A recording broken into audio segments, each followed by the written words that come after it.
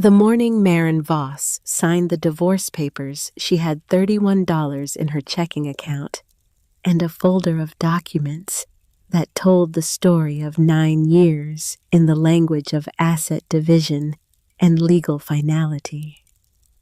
Griffith Lowe got the house, the car, the savings account he had quietly moved the week he filed. He left her the furniture from the guest bedroom. He left her a kitchen appliance set she had owned before the marriage, and he left her something else, something he had heard mentioned once on a family phone call early in their marriage, something he had dismissed with 4 words and a smile. "Sounds like rotting lumber, sweetheart." He was a lawyer. He knew exactly what he was doing when he left it off the asset disclosure. What Griffith Lowe did not know, what no one knew, what even Maren had forgotten for 9 years, was what her grandmother Harriet had been doing alone in the mountains of West Virginia for 4 decades. Harriet Voss was a librarian. She drove the same car for 23 years. She wore shoes until they wore through. And beneath the floor of a 1-room cabin assessed by Hardy County at exactly $1, she had built something that no one was supposed to find until the right person needed it badly enough to look. Maren needed it. She just didn't know it yet. The morning Maren Voss signed the divorce papers, the sky over Roanoke was the color of old pewter flat, heavy and indifferent to everything happening beneath it.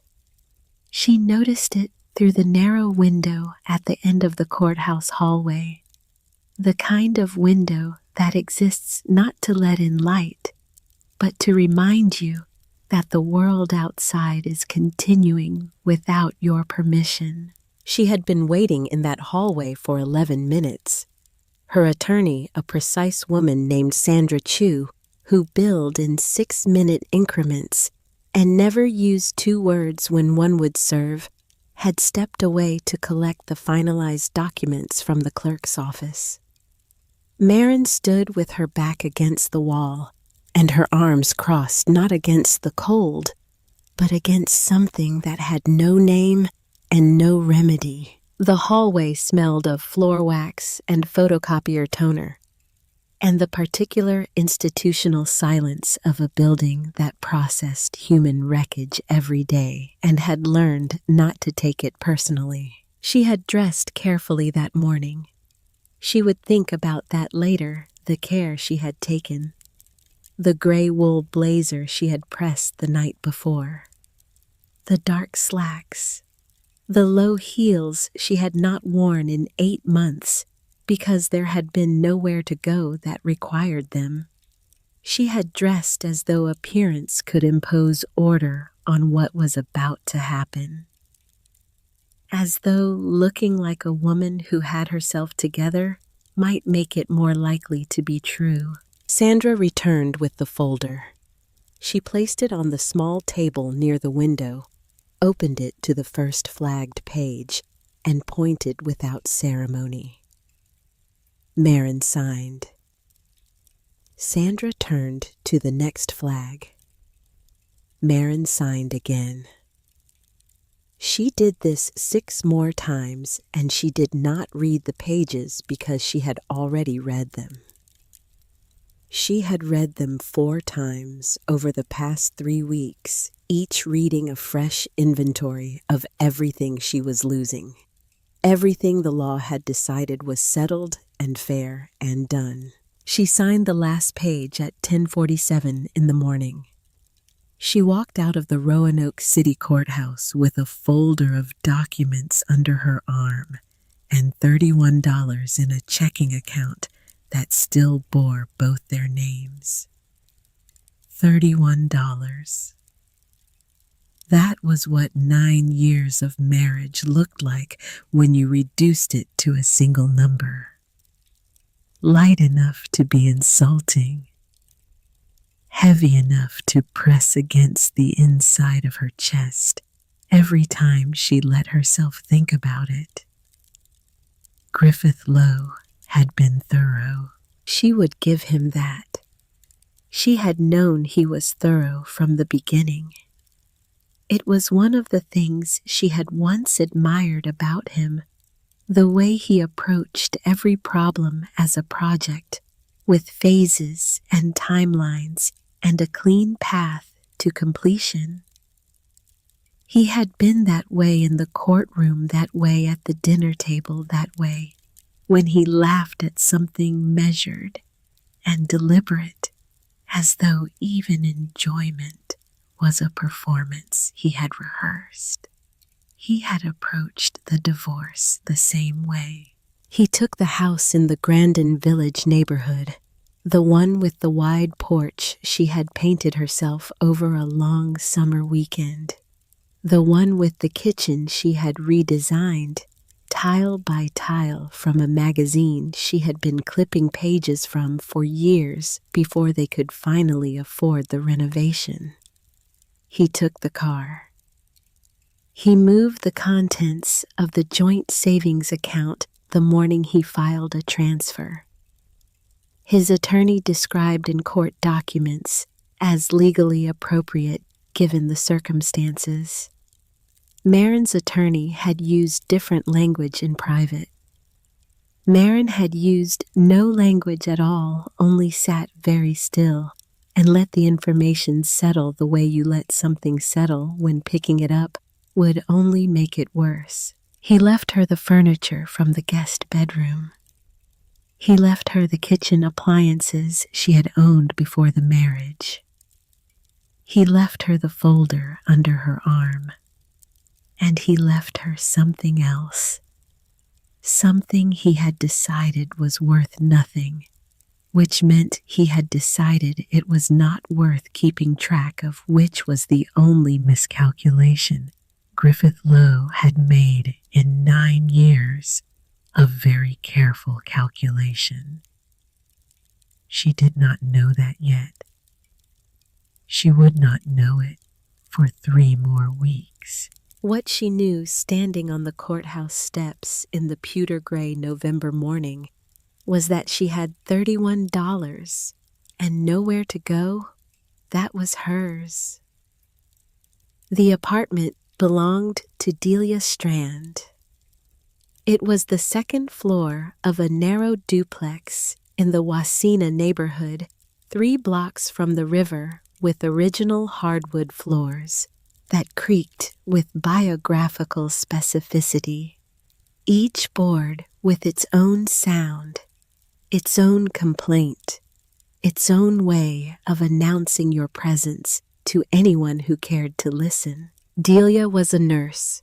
She worked 12-hour shifts at Carillion Roanoke Memorial and came home with the particular exhaustion of a person who had spent the day keeping the world from falling apart and now needed it to be quiet for approximately 40 minutes before she could function as a human being again.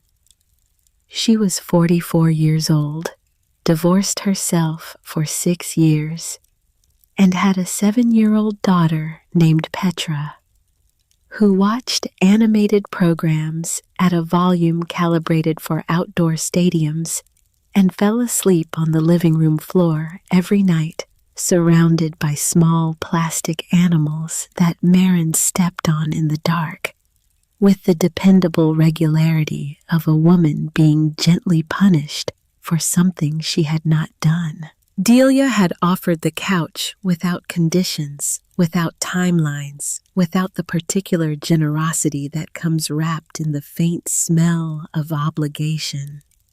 She had said, "You need a place. I have a couch." That is the end of the conversation. She had meant it. She had continued meaning it through 3 weeks. That had not been easy on either of them, because living in someone else's space when your own life is in pieces required a specific kind of daily management that was exhausting in its own quiet way. Petra brought Marin drawings every morning. Pencil drawings, crayon drawings, drawings in washable marker that sometimes bled through to the surface beneath. Cabins in the mountains. Cats Marin did not own. Figures that Petra identified as Marin, but that resembled in their blocky cheerfulness a woman who had never experienced anything worse than a delayed pizza delivery. Marin folded each drawing and put it in the outer pocket of her bag, and each one felt like a small weight placed on the correct side of a scale that badly needed rebalancing. She slept in 4-hour stretches on the couch, which was comfortable enough, but which faced a window that caught the streetlight in exactly the wrong way, so that the room was never fully dark. She woke at intervals to the sounds of the street and to her own thoughts, which were not quiet and not kind in the hours before dawn. She made lists.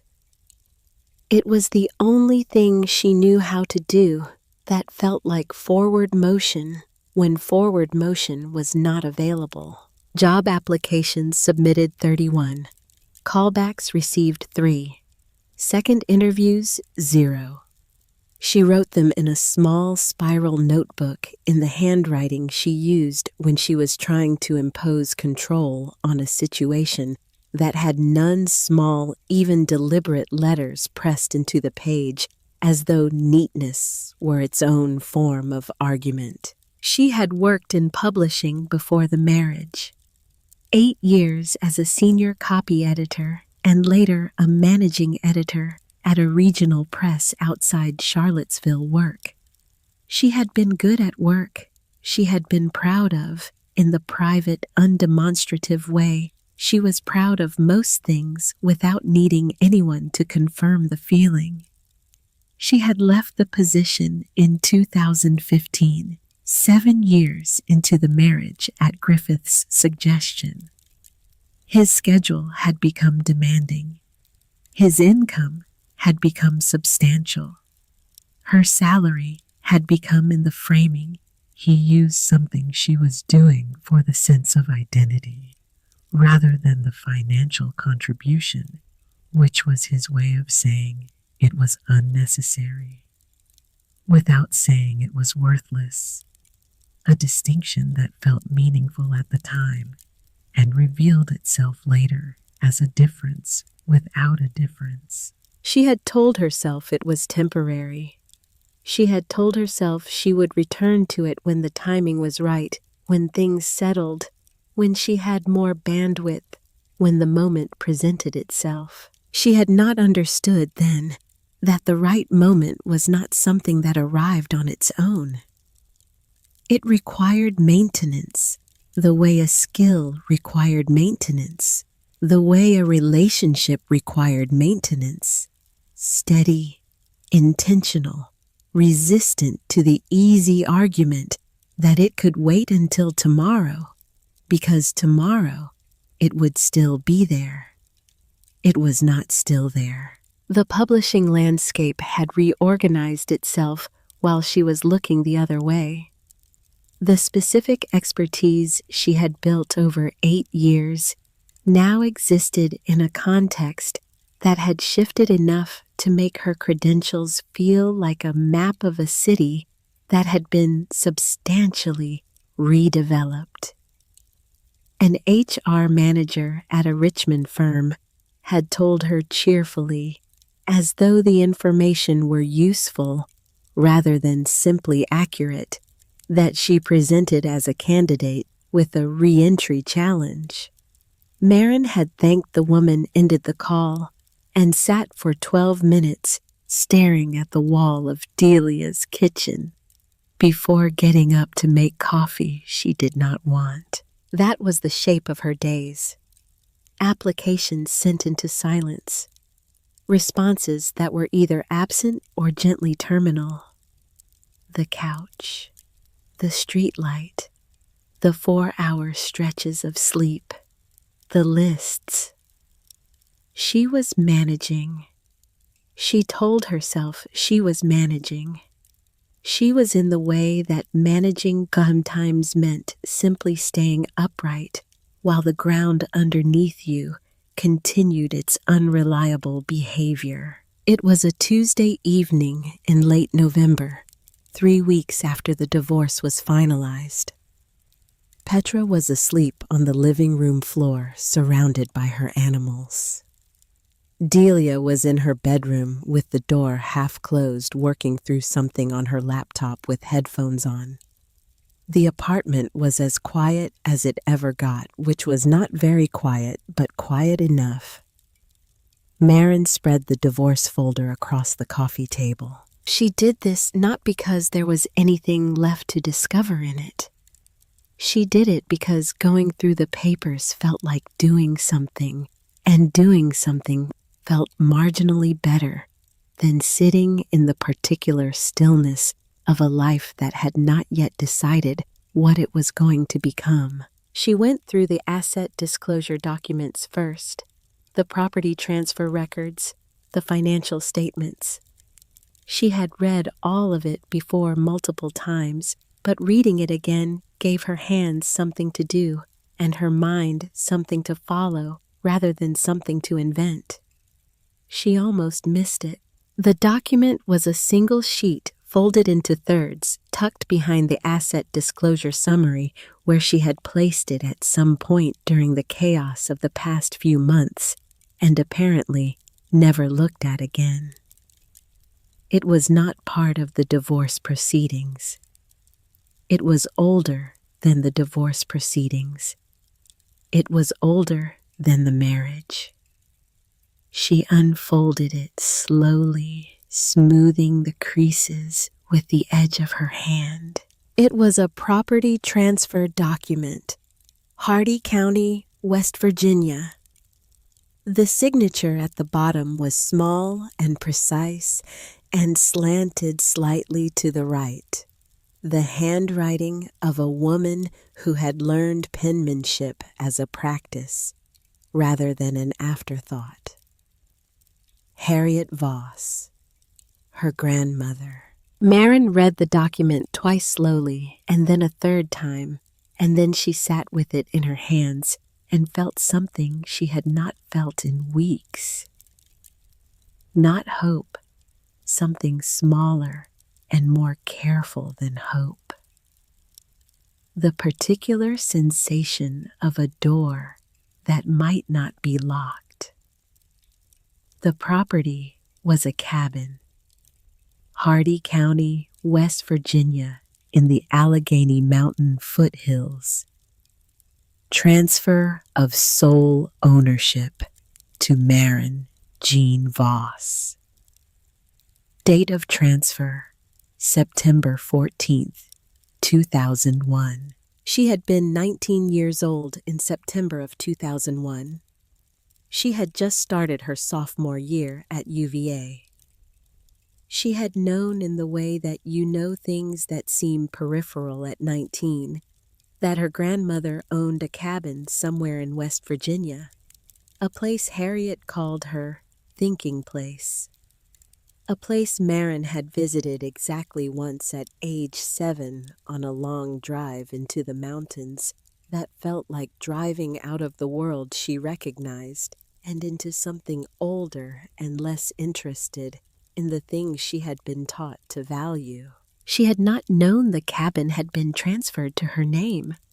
She had not thought about the cabin in years, possibly a decade. She sat with the document under the lamp and thought about why Harriet had transferred it in 2001, the year before Harriet turned 63, the year Maren's grandfather had passed, the year Harriet had begun the slow process of putting her affairs in order, with the methodical patience of a woman who believed that dying unprepared was a form of discourtesy to the people left behind. The cabin was assessed by Hardy County at $1. $1. She turned the page over as though there might be an explanation on the back. There was not. She remembered then, with the particular sharpness of a memory that has been dormant rather than gone a phone call from early in her marriage. She and Griffith had been at the kitchen table in the Grandin Village house, the kitchen that was not yet renovated, the kitchen that still had the 1980s tile she had disliked from the first moment she saw it. Harriet had called, which she did every Sunday, and they had talked for 20 minutes about ordinary things. At some point near the end of the call, Harriet had mentioned the cabin. She had not been sentimental about it. She had not made it significant. She had mentioned it the way she mentioned most things directly, without ornamentation, in the voice of a woman for whom clarity was a form of respect. Griffith had been sitting across the table reading something on his laptop, not paying full attention. But after Marin ended the call, he had looked up with the expression he wore when something had registered in a peripheral way, and he had said, "Sounds like rotting lumber, sweetheart." And he had smiled, and she had laughed, and the cabin had slipped back beneath the surface of their lives and stayed there. Sitting now on Delia's couch with the property transfer in her hands, Marin understood something she had not understood in the moment. Griffith was a real estate attorney. He understood property values. He understood the difference between assessed value and actual value, between a county tax record and a real-world asset. He had looked at $1 and decided correctly by any ordinary calculation that a cabin in the West Virginia mountains assessed at $1 was not worth his professional attention. He had been right about the number. He had been wrong about everything else. But she did not know that yet either. What she knew was that she had a piece of paper with her grandmother's signature on it and her own name on it, and that the cabin it described was the only thing in the world that was entirely legally, unambiguously hers. She folded the document and held it in both hands and felt the weight of it, which was almost nothing, which was a single sheet of paper, which was also the only weight she was carrying that did not feel like a burden. She told Delia the next morning. Delia poured coffee without looking up, set a mug in front of Marin, poured her own, and then sat down across the table with the expression she wore when she was prepared to receive information that might require her to say something a person did not want to hear. Marin laid the document on the table between them. Delia read it. She read it again. She set it down. A cabin, she said. It was not a question. A cabin in the Allegheny foothills, Hardy County, West Virginia. Delia looked at her over the top of her mug. Honey, I say this with love. If that property is assessed at $1, it is being held together by old wood and optimism. Marin wrapped both hands around her coffee. I know. Do you know if it's even standing? I don't know anything about it. I haven't been there since I was 7. Delia was quiet for a moment. She was running the kind of calculation that practical people ran when someone they cared about was proposing something that looked from the outside like a bad idea, dressed in the clothes of a plan. She set down her mug. You're going to go look at it. I'm going to go look at it. Delia did not argue. She was a practical woman, and she understood, even if she would not say so aloud, that $31 and a borrowed couch was a specific kind of bottom, and specific kinds of bottom required specific kinds of action, even when those actions looked from the outside like questionable decisions. What she said instead, after a pause, was, "I know someone who might be useful to you eventually, if you find something worth finding. He's retired, used to do authentication and estate valuation. Old school particular, but he knows what he's talking about." Marin looked at her. "Edmund Calloway. He was a consultant at Christie's for 30 years, estate collections mostly. He charges for consultations, but he's the real thing. I'll send you his number. You probably won't need it." She sent it anyway before Marin left the table. The news reached Griffith 3 days later. Marin did not know how. The social geography of 9 years of shared life had its own information channels, mutual acquaintances, professional connections.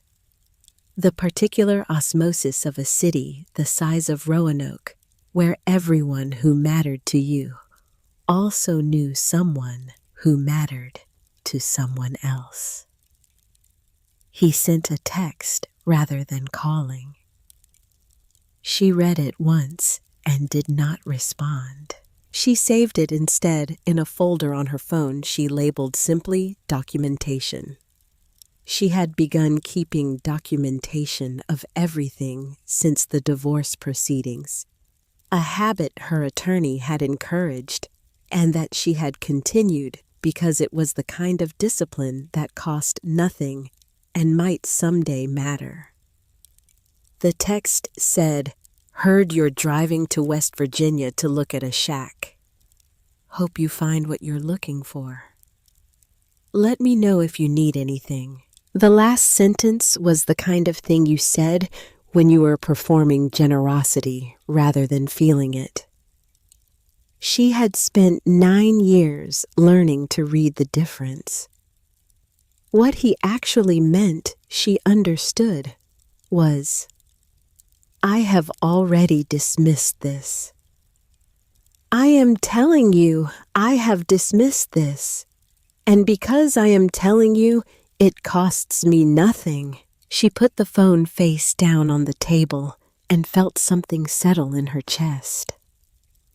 Not anger. She had moved past the acute phase of anger sometime in October, the way you moved past a weather system that had passed through and left the landscape altered, but no longer actively dangerous. What she felt was something more durable than anger. It was the particular fuel that forms in a person when the thing they needed most was delivered by the person least aware they were delivering it. She began preparing to leave. Delia pressed money into her hand the night before she left. $200 in a folded envelope, which she placed on the kitchen counter between them and then turned away from before Marin could object, on the grounds that she owed it from a dinner they had split 7 months ago. This was not true. They both knew it was not true. The precision of Delia's movement away from the counter communicated clearly that this was not a matter open for discussion, and that the fiction of the debt was a kindness, not a loan, and that acknowledging the difference would only complicate something simple. Marin put the envelope in her jacket pocket. Petra had drawn a picture that afternoon, a cabin in the mountains crayons with a figure standing outside the front door that Petra said was Marin, and that Marin privately thought resembled a person who had been rendered by someone with a generous heart and limited access to reference material. The sun in the drawing was enormous, filling the upper left corner of the page, radiating lines in every direction. She folded the drawing carefully and put it in the same pocket as the envelope. She set her alarm for 3:45 in the morning. She left in the dark. The Ford was 12 years old and known to her in the specific way that an older car becomes known. Its sounds, its preferences, its opinions about temperature and acceleration, and the particular grade of hill that required a different relationship with the gas pedal than a newer vehicle would. The passenger window did not seal completely against wind at highway speeds. The heater took 20 minutes to engage in cold weather, which meant she drove the first stretch of the morning wrapped in her coat with the collar turned up, watching the Roanoke streetlights go by and feeling the cold in her feet and in her hands on the wheel, and somewhere deeper in the part of her that had not yet been convinced that this was anything other than a long drive into disappointment. She took I-81 south and then cut west on Route 220, the highway dropping into the valley and then climbing again as the mountains began to make themselves known at the edges of the road. Not dramatically at first. Not the sudden announcement of peaks, but the gradual accumulation of elevation that suggested the landscape was remembering something it had temporarily set aside. She had found the directions in a shoebox the previous evening, going through the storage unit she kept a few miles from Delia's apartment. The unit that contained the boxes from the Grandin village house. The furniture she had not been able to fit into a borrowed couch, and a portion of a closet. The accumulated physical record of a life that had been substantially redistributed. The directions were in a letter from Harriet to Marin's mother, written approximately 40 years ago on paper that had gone soft at the folds. The handwriting was small and precise, and entirely characteristic the handwriting of a woman for whom imprecision was a form of discourtesy. Look for the split trunk oak at the property line. The drive is gravel after that. Don't let the grade fool you. It's longer than it looks. The GPS signal was reliable until she turned off Route 220 onto a county road, at which point it became intermittent. It died completely on the secondary road, which was paved in principle only a surface of cracked and patched asphalt that narrowed as she drove until it was barely wider than the ford on each side. She drove by the letter after that, by memory, and by the logic of the landscape, which was beginning to feel familiar in the way that places feel familiar. Not because you have been to them recently, but because they are stored in a part of memory that does not distinguish between 7 years old and 42. The split trunk oak was there. She almost missed it braking late, the tires crunching on gravel as she turned onto the drive. The trees pressed close on both sides. The grade was exactly as Harriet had described, deceptive leveling, just when it seemed it should be steepening so that the incline kept catching her off guard. And then the cabin appeared.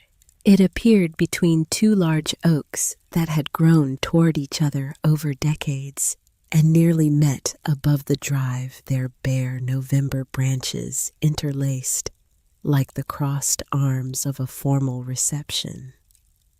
Marin stopped the car and kept the engine running and looked through the windshield. The cabin was standing. That was the first thing, and it was not nothing. She had not been certain it would be standing. The roof was low and steeply pitched, covered in moss that had crept from the edges inward, with the patient insistence of living things claiming what they needed. The wood siding had gone silver gray, with weather not rotted, not compromised, but weathered to a kind of dignity, the way certain old things looked more fully themselves the older they got. She turned off the engine and got out. The cold was immediate and particular, sharper than Roanoke, carrying the clean edge of elevation thinner and drier, and in its own way more honest than the city air she had been breathing for months. She stood in the gravel and listened to what was there, nothing that was not the mountain.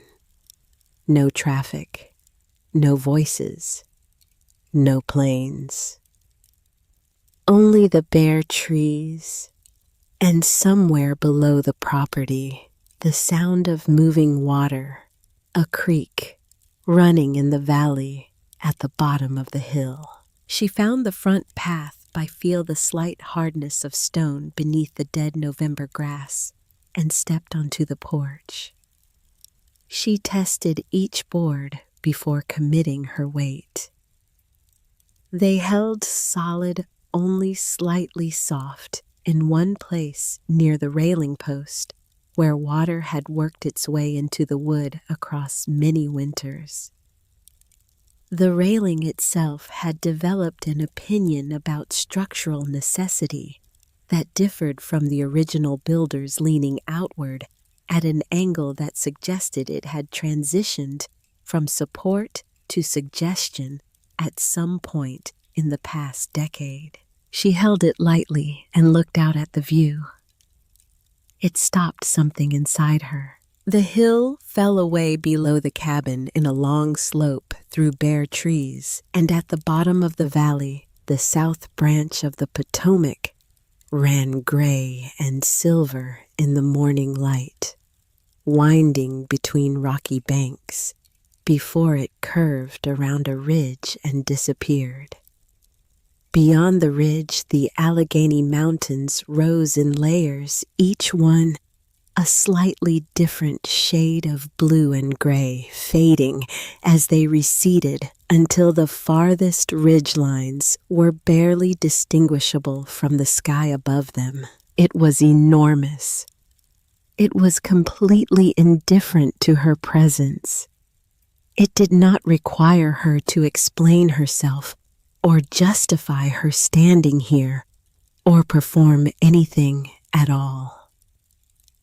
It simply existed the way mountains existed, without condition, without expectation, without any interest in whether she had $31 or 31 million.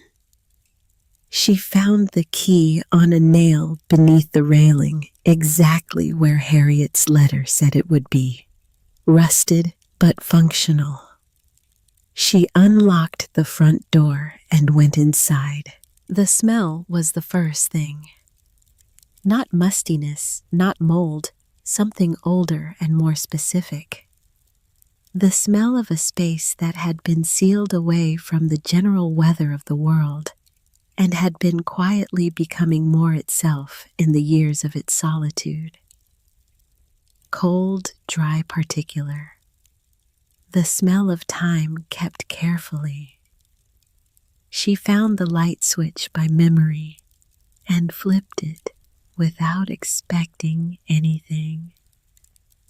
The overhead bulb came on, a single bare bulb in a ceramic fixture, its light yellow and insufficient and completely extraordinary in the way that ordinary things become extraordinary when they do the thing you had stopped expecting.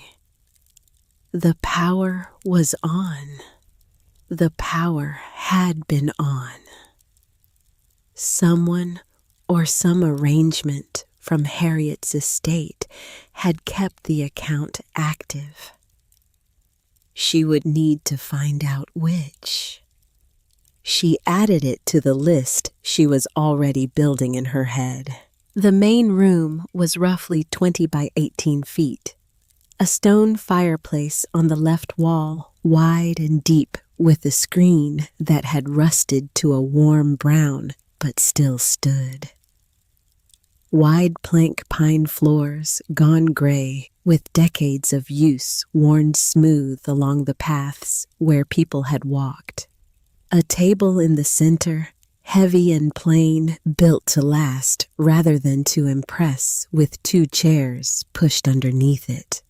Against the far wall, a kitchen area, a cast iron cook stove that looked as though it had outlasted several of the generations that had used it, a short counter, a deep single sink with a hand pump mounted above it.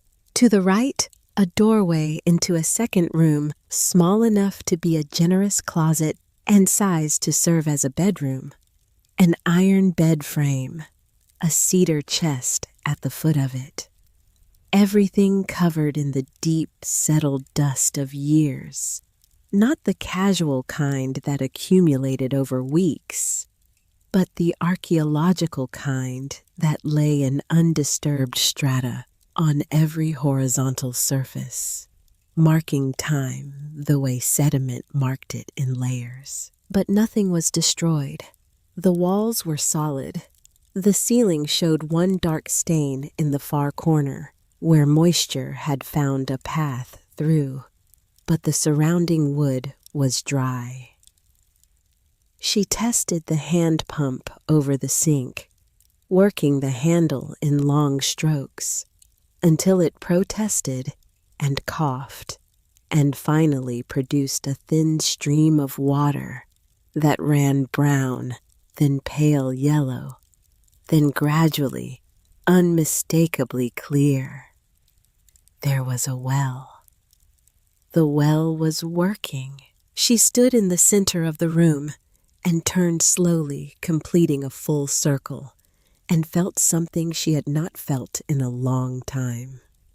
The feeling that a space belonged to her, not because she had designed it or renovated it or imposed her preferences on every surface, but because it was hers by bloodline and by the deliberate decision of a woman who had wanted her to have it. That night, she lit the fireplace with wood from the stack on the porch, which was old enough to have been curing for years beyond any reasonable plan, and burned with the clean efficiency of wood that had been waiting with more patience than she had any right to expect. The firelight changed the room, made it smaller, warmer, more specific.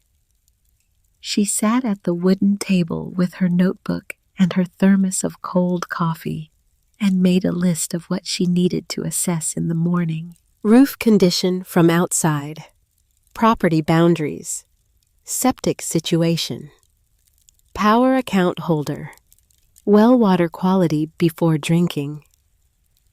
She slept on the floor that night near the fire, wrapped in a wool blanket she found in the cedar chest, heavy, slightly moth-worn at one corner, smelling of cedar and something older, some residue of the woman who had slept under it last. She slept better than she had in 3 months. She did not analyze why. She simply let it be true. She woke before dawn. The fire had gone down to coals. The room was cold and dark except for the orange glow from behind the screen and through the window, the first gray suggestion of light at the eastern edge of the mountains. She lay still and listened to the wind moving through the bare trees outside, a low sound channeled by the shape of the hillside into something that had the rhythm of breathing without being breath, something natural and patient and completely unconcerned with her. She thought about Harriet Voss. Harriet had been born in 1938 in Hardy County, West Virginia, the same county, the same mountains she was lying in now. Daughter of a coal miner who had died young of a lung condition that had a medical name and a practical cause, and a mother who had raised 3 children through the tail end of the Depression and the war years on the strength of a kitchen garden, a willingness to barter, and the iron-willed understanding that the circumstances you were born into were not the circumstances you were required to stay in. Harriet had come out of that childhood the way certain people came out of difficult things, not unchanged, not unmarked, but not defeated either. She had gone to the state college in the 1950s on a scholarship she had applied for without telling anyone, because she had understood at 17 that announcing ambition before it was achieved only gave the world an opportunity to discourage it. She had earned a library science degree. She had returned to Hardy County. She had worked at the Hardy County Public Library for 35 years of helping people find things of understanding that information was not just knowledge, but power, and that the most meaningful thing a person could do with power was distribute it quietly to people who needed it. She had driven the same car for 23 years. She had worn shoes until they wore through. She had given gifts that were always exactly right and never extravagant. She had called every Sunday, and she had listened more than she spoke, and she had said things that mattered in the particular way that quiet people said things that mattered once clearly, and without the expectation of being thanked for it. Maren had not known, had never thought to ask what Harriet had done with her money across those decades of modest and careful living. Whether she had saved it, whether she had put it somewhere, whether the careful woman who wore shoes until they wore through had been doing something with the money she didn't spend that no one had thought to wonder about. She thought about that now in the gray pre-dawn of the Allegheny Mountains, and felt the thought take a shape she could not yet fully see, a question forming in a space where no question had existed before. She fell back asleep before she could follow it anywhere. When she woke again, the light was thin and cold, and the fire was out. She built it back up from the coals, put water on the cook stove for coffee, and stood in the kitchen area looking at the small bedroom doorway. She had a list of things to assess: roof, boundaries, septic, power. Well, she would start with the floors. She had learned to start with structures to test what things were actually made of before deciding what they could hold. It was a habit she had developed without noticing she was developing it somewhere in the years since the marriage had begun its long, quiet deterioration, and she had learned to test the ground before stepping on it. She went into the small bedroom with her coffee. The iron bed frame was against the left wall, the cedar chest at its foot. The floor was the same wide plank pine as the main room, gray with age worn along the center path from door to bed. She walked it slowly, pressing with her heel at each board, listening for the soft give that indicated water damage, feeling for the flex that meant the substructure beneath had been compromised. The boards were solid, all of them. She worked from the door toward the window, then back along the left wall, then across the center, then toward the right wall, where the bed frame sat. She pushed the iron frame aside. It moved on the wood floor with the grinding sound of metal on pine, and the floor it revealed was the same as the rest. Same gray-brown planks, same worn surface. Except for a 2-foot square section near the right wall. She stopped, looked at it. The section was not damaged. It was not discolored. It was cut cleanly, deliberately, the saw marks visible at the edges, the joints fitting with the precision of something built to specification rather than patched as an afterthought. Set flush into the wood on the near side was an iron ring, small and dark with age, designed to sit flat so it would not catch on anything. A door. A hatch in the floor. She crouched beside it. She pressed her palm flat against the boards around it, checking the surrounding structure. Solid. She looked at the hinges on the far side iron, mounted with precision and free of the corrosion she would have expected from a fitting that had not been moved in decades. She leaned closer. The hinges had been oiled. Not recently, not in the past week, but within the past few years, maintained at some point after Harriet had stopped coming here regularly, which meant someone had been here, or that Harriet had been here later than Marin knew, or that Harriet had arranged for this to be maintained specifically because she had intended for someone to eventually open it. Marin sat back on her heels with her hands on her knees and looked at the iron ring. She thought about the power that was still running, about the letter with directions Harriet had never mentioned throwing away, about the property transfer in 2001 when Marin was 19 and just starting her adult life the year Harriet had put things in order. She thought about what kind of woman spent 40 years calling her place in the mountains her thinking place, and whether thinking was all she had done here. She reached down and took hold of the iron ring. The hatch was heavier than she expected.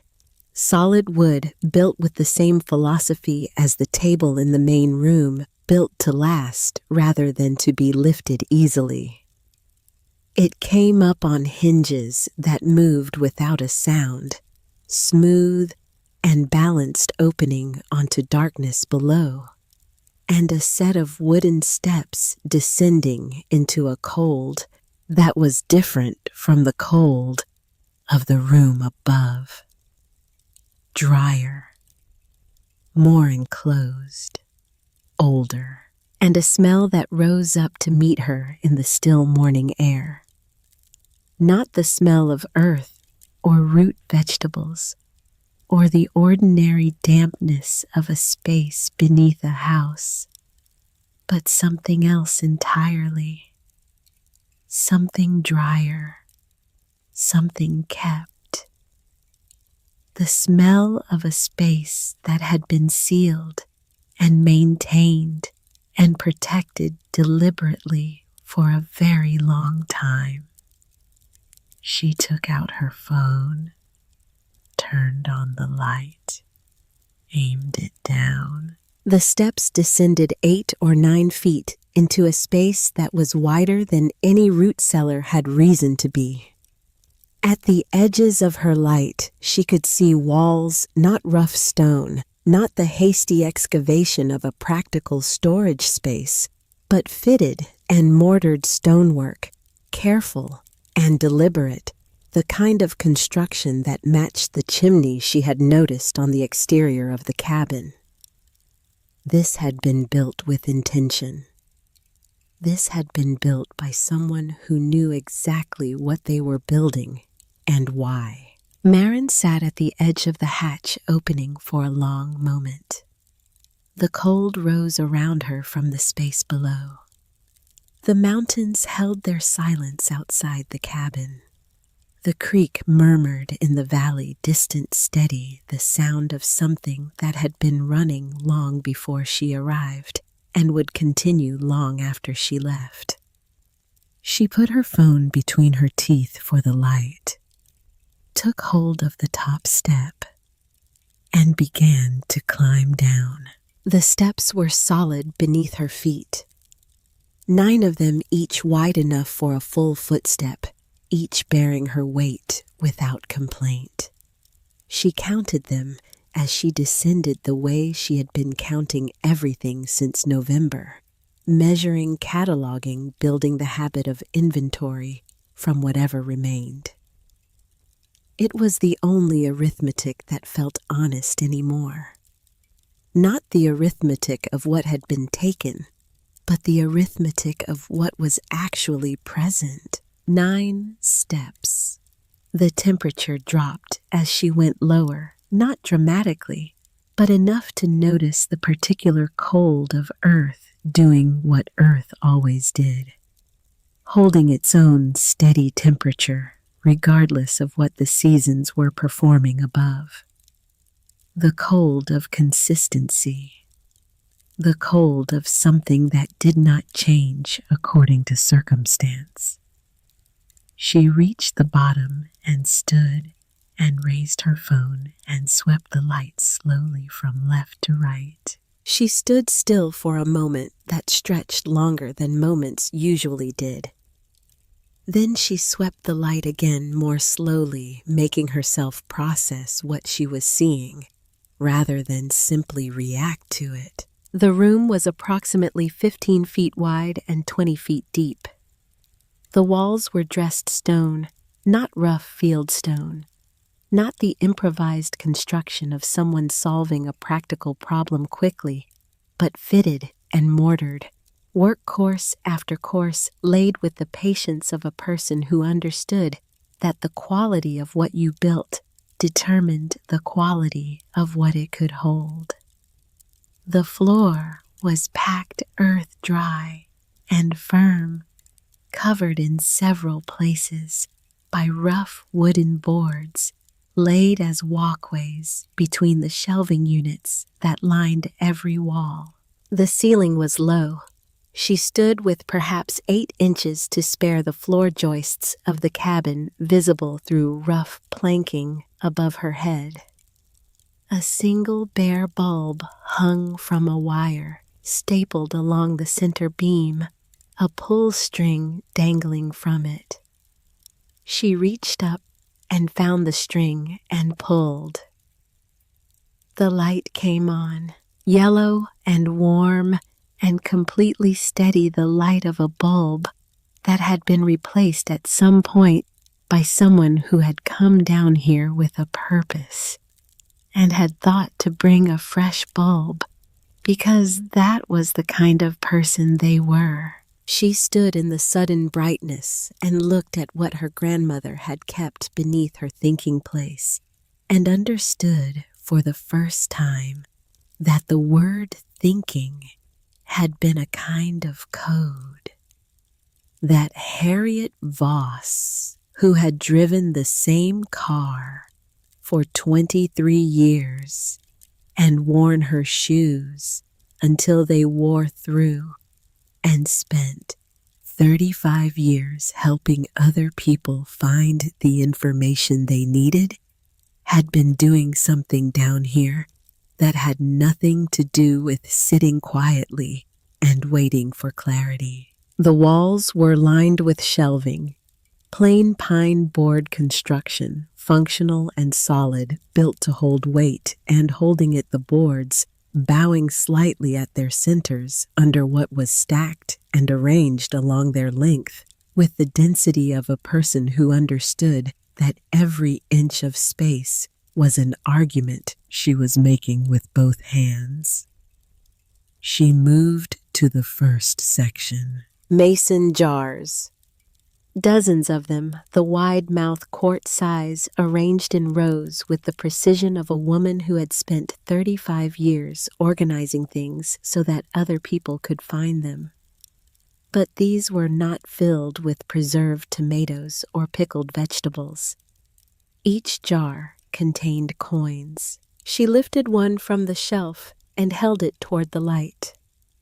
The coins inside were not loose. Each one sat in its own small plastic holder, stacked in columns separated from one another, with the understanding that friction and contact were enemies of preservation.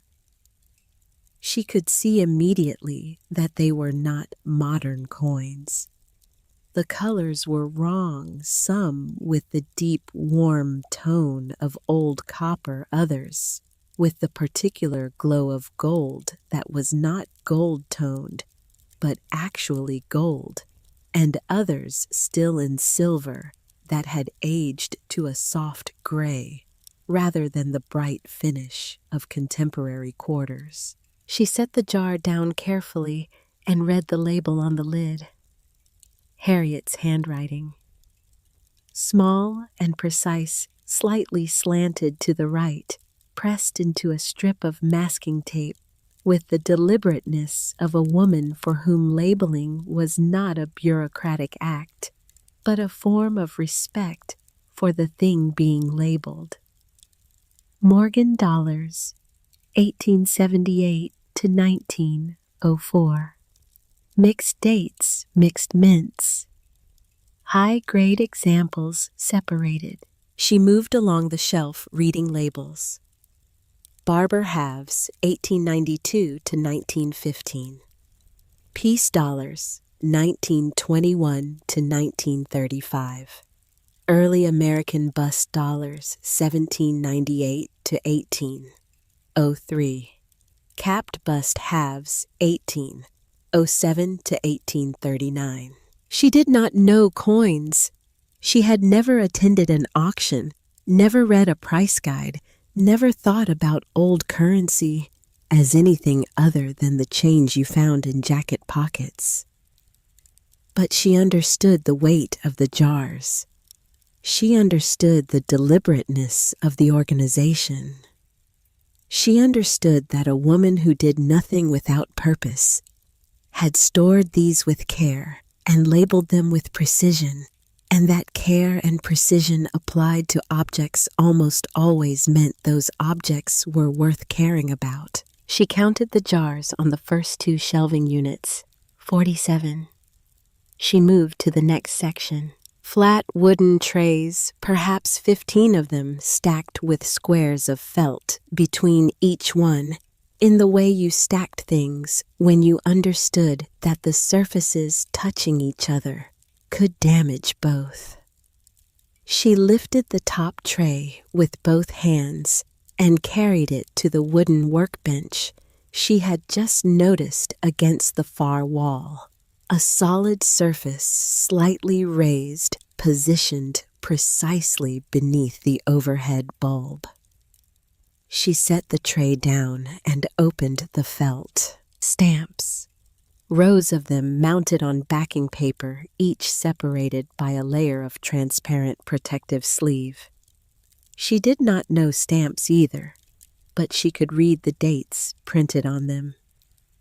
She could read 1869 on one backing card and understand that an object from 1869 housed with this level of deliberate protection in acid-free materials in controlled temperature conditions was not being treated as a curiosity. It was being treated as something that mattered. She set the tray back carefully, squaring it with the edges of the stack.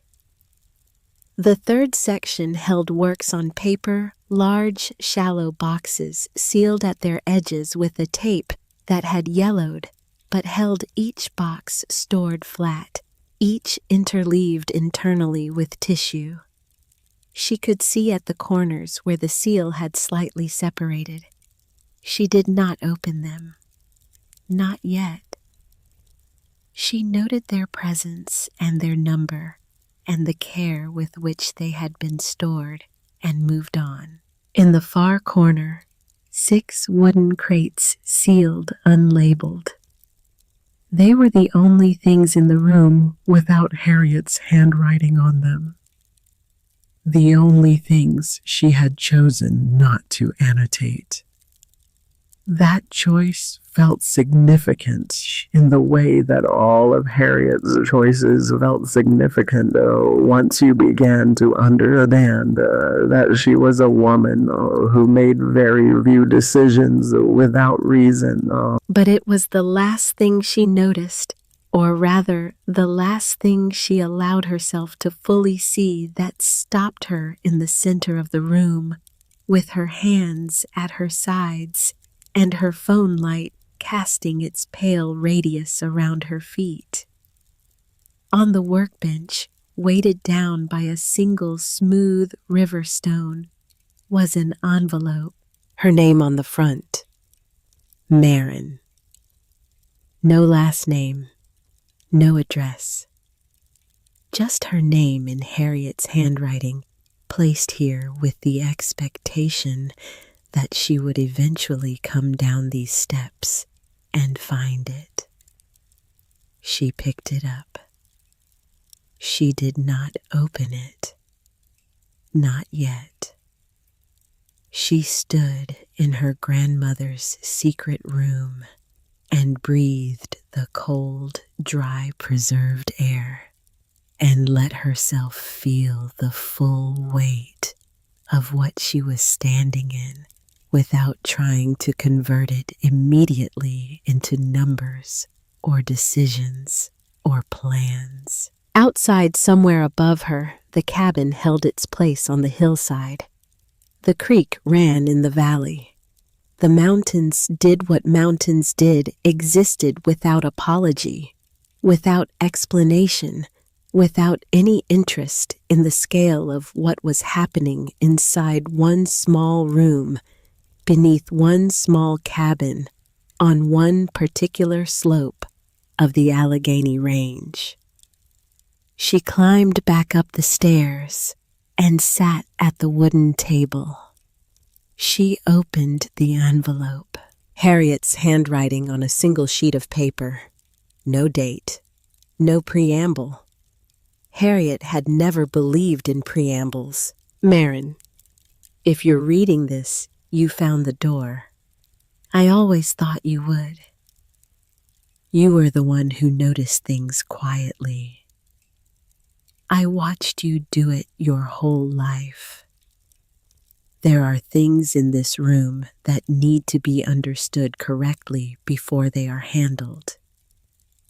Take your time. Do not rush toward a number before you understand what you're looking at. The notebooks will explain the rest. I love you.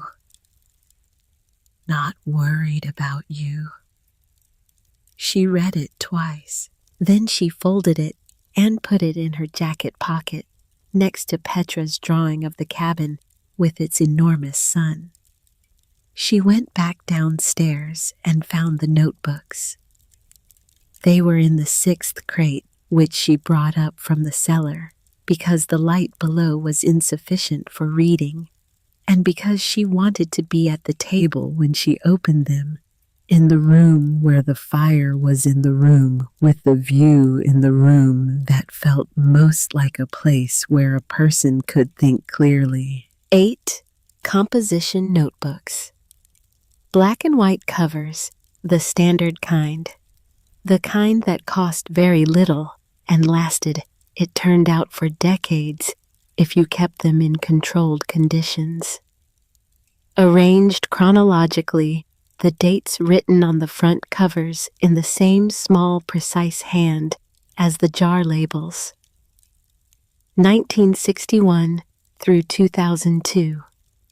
She opened the first one, January 11th, 1961.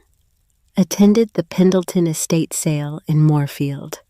Purchased a collection of coins from the administrator 4 Morgan silver dollars, condition good to very good, for $8 total. The administrator knew nothing about numismatic grading. He priced them as old coins. I priced them as what they actually were. I said nothing useful to disabuse him of his assessment. This felt dishonest at first. Then I thought about it more carefully and decided it was not dishonest, only accurate. He named a price. I paid it. That is the entirety of the transaction. The rest is my own business. She read it twice. She heard Harriet's voice come through the ink direct dry, entirely certain about the difference between honesty and obligation, between what she owed the world and what the world had no particular claim on. She turned the page. March 3rd, 1961. Ordered 3 reference books through Interlibrary Loan. Yeoman's Guide to United States Coins, the Photograde Grading Manual, and Bowers on Morgan Dollars. Read them in 2 weeks. Began applying the grading standards to the coins I have. The 4 Morgans from January are better than I initially assessed. One of them is in mint state. I had not understood what that meant when I bought it. I understand now. She kept reading. What emerged across the pages of that first notebook was not the story of a lucky woman stumbling onto valuable things. It was the story of a deliberate woman educating herself systematically and without fanfare in a field that no one around her knew she was studying. Harriet had used the library, her library, the institution she ran, the resource she managed for the benefit of everyone in Hardy County, to teach herself everything she needed to know. Interlibrary loans, auction catalogs, dealer price lists, numismatic journals. She had read her way into expertise, the way a person read their way into any expertise, which was to say slowly and with sustained attention and with the willingness to be wrong and correct, and wrong again, until the corrections accumulated into something reliable. She had started with coins because coins were what she had encountered first at an estate sale in 1961. But she had not stayed with coins because they were the only thing available. She had moved into stamps in 1964 after attending a philatelic auction in Charleston that she described in her notebook as illuminating, in the sense that I understood immediately how much I did not yet know and how much I could learn if I chose to.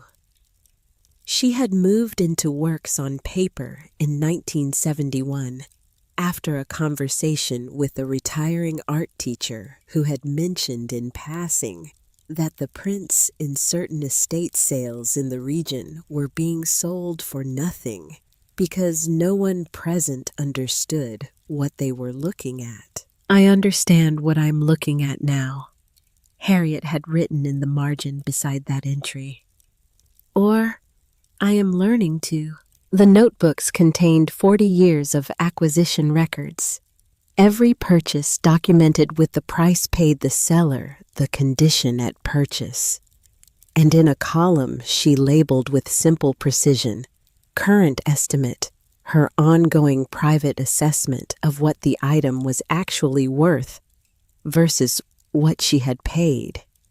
The gap between those two numbers was the engine that had run the entire collection for 4 decades. Harriet had never paid market value for anything. She had found things that other people did not know how to price and had priced them correctly herself quietly in the margins of her notebooks. And then she had brought them home and stored them with the care they deserved and waited. Waiting for Harriet had not been a passive act. It was the most active thing she did, the discipline of not selling, before the value had fully materialized, the resistance to the immediate return, when the long return was clearly superior. She had written about this in the 1978 notebook, in a passage that Marin read 3 times before putting it down. People ask me why I do not sell. They do not ask directly because no one knows what I have, but I see the question in the way people talk about money generally, about markets and timing and not letting things sit too long. The answer is that I am not sitting too long. I am sitting exactly as long as is required. These things will be worth more in 20 years than they are today.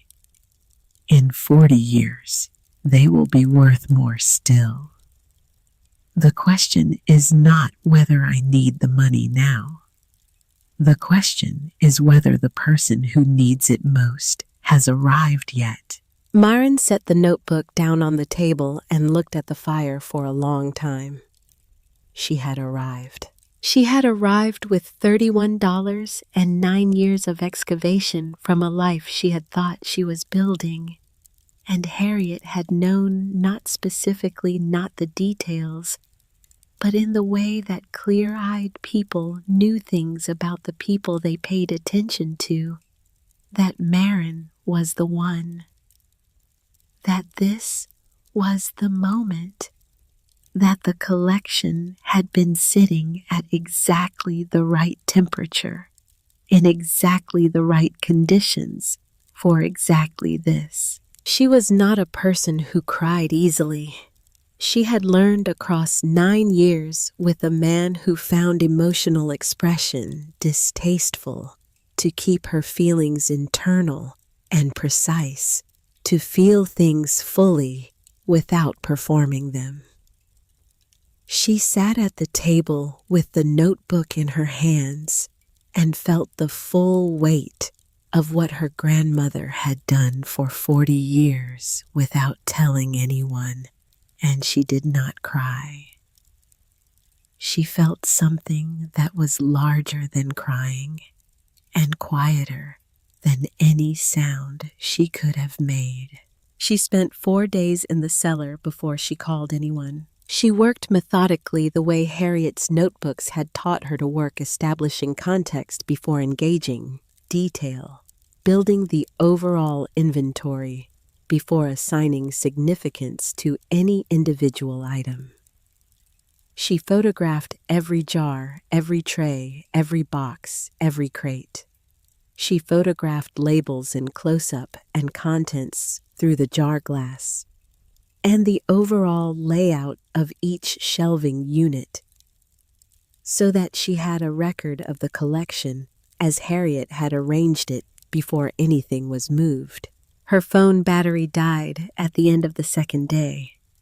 She drove 20 minutes to a gas station in Wardensville and charged it from the car's outlet in the parking lot for 40 minutes, sitting with her notebook in her lap and a cup of gas station coffee cooling on the dashboard, adding to her inventory, while the ordinary Tuesday afternoon of Hardy County, West Virginia, continued around her without any knowledge of what was sitting in a cellar 12 miles up a mountain road. She used the charging time to research. She had not known before this week what a Morgan dollar was.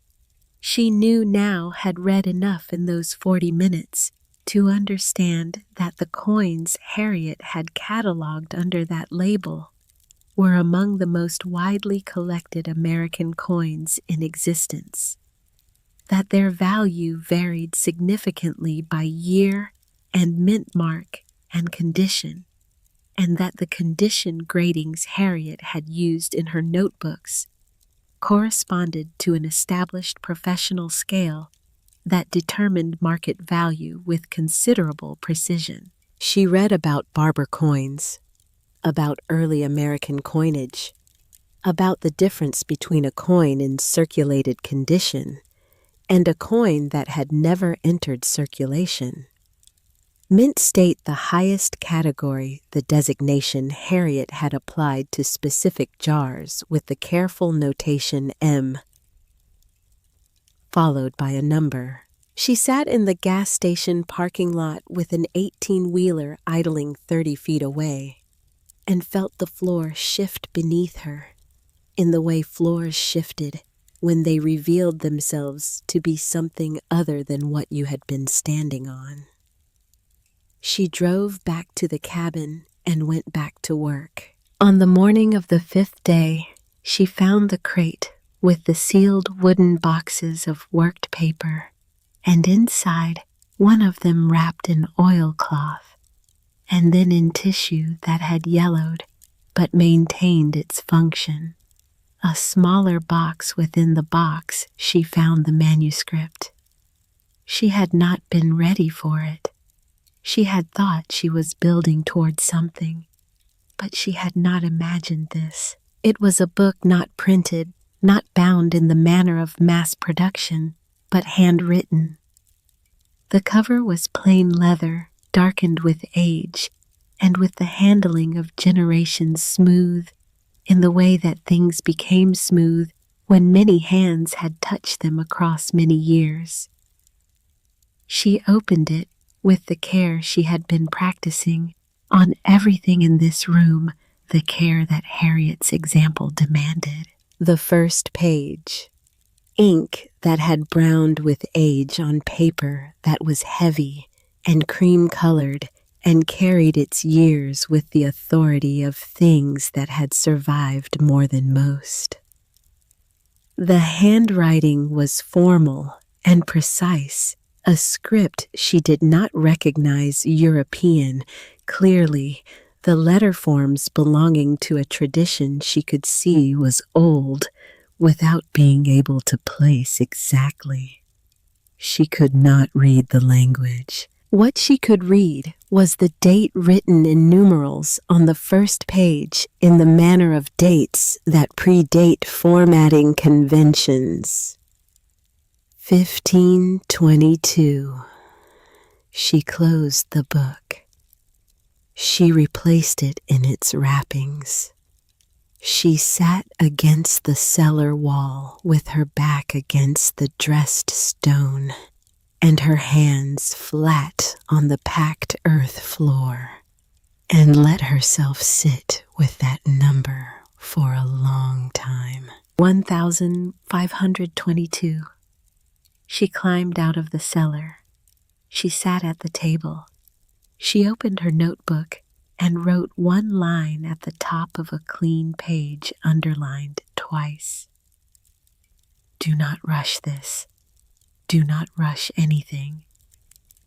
Then she called Edmund Calloway. He answered on the third ring with the unhurried manner of a man who had learned decades ago that urgency and accuracy were very rarely available at the same time, and had made his professional peace with that reality. She explained herself without embellishment. Inherited property in West Virginia, collection of items discovered in a below-ground storage space, believed to be significant, seeking professional assessment from someone with estate experience who could be trusted to treat the matter with discretion. She had done enough research in the past 5 days to know what questions to ask. She asked them. He responded to each one with the directness of a man who respected being asked a precise question. He told her his fee for an initial site assessment. He told her what he would and would not be able to determine on a first visit.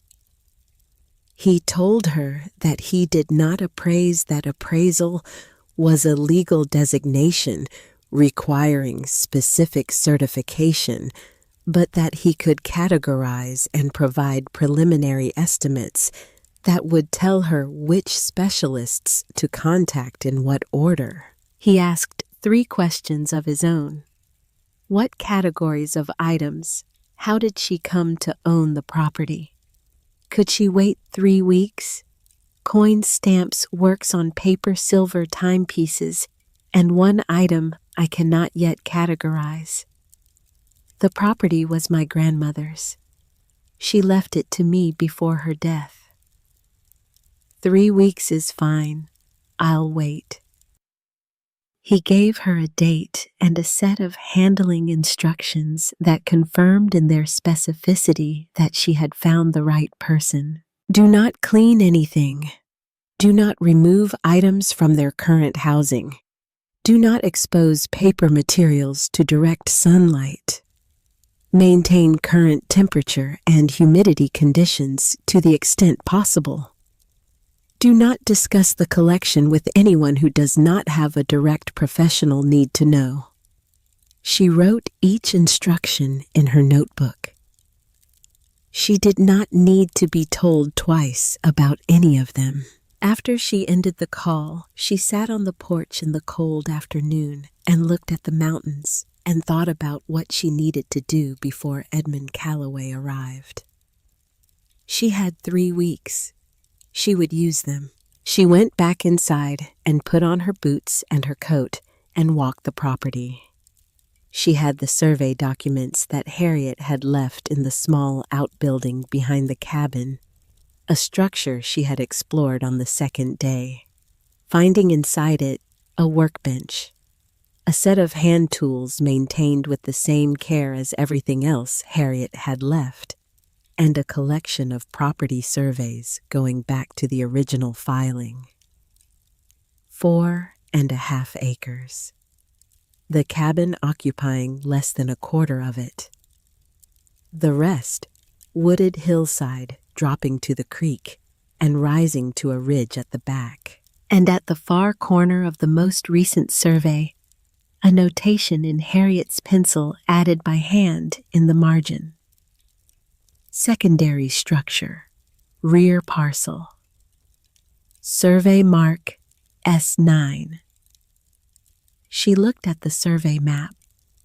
The secondary structure was marked in the upper left corner of the parcel, 200 to 300 yards behind the cabin, up the slope in the trees. She had not gone that far back on the property yet. She had been focused on the cabin itself. She added it to her list. She would get to it. She drove into Wardensville the following Monday for hardware supplies. She was replacing the soft boards on the porch, recalking the window frames, making the kind of immediate repairs that could be done with basic tools and that would prevent smaller problems from becoming structural ones. The outbuilding had everything she needed in terms of tools. The hardware store had everything else. She was in the fastener aisle, comparing wood screw lengths when a man appeared beside her. He was in his early 50s, well-dressed for the setting, good boots, a wool coat that communicated quality without announcing it, the kind of clothes that money wore when it had learned to be comfortable with itself. He had an easy manner, the kind of easy that was practiced rather than natural, the kind that was designed to make the recipient feel at ease rather than to express genuine ease. He introduced himself before she could move to the next section. Boone Merritt. He extended his hand with the warmth of someone accustomed to being trusted on first meeting.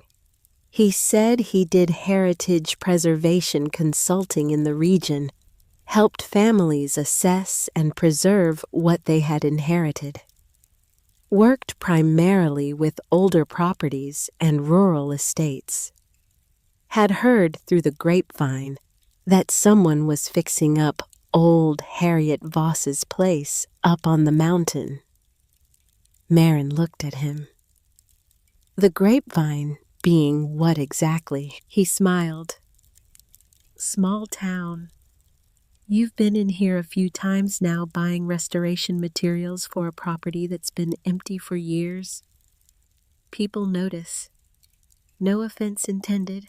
He said this as though noticing were an innocent act, as though the information he had assembled about her movements and her property and her grandmother's name were simply the natural byproduct of neighborly attention. His eyes were warm, and his voice was friendly, and every element of the encounter was calibrated with precision.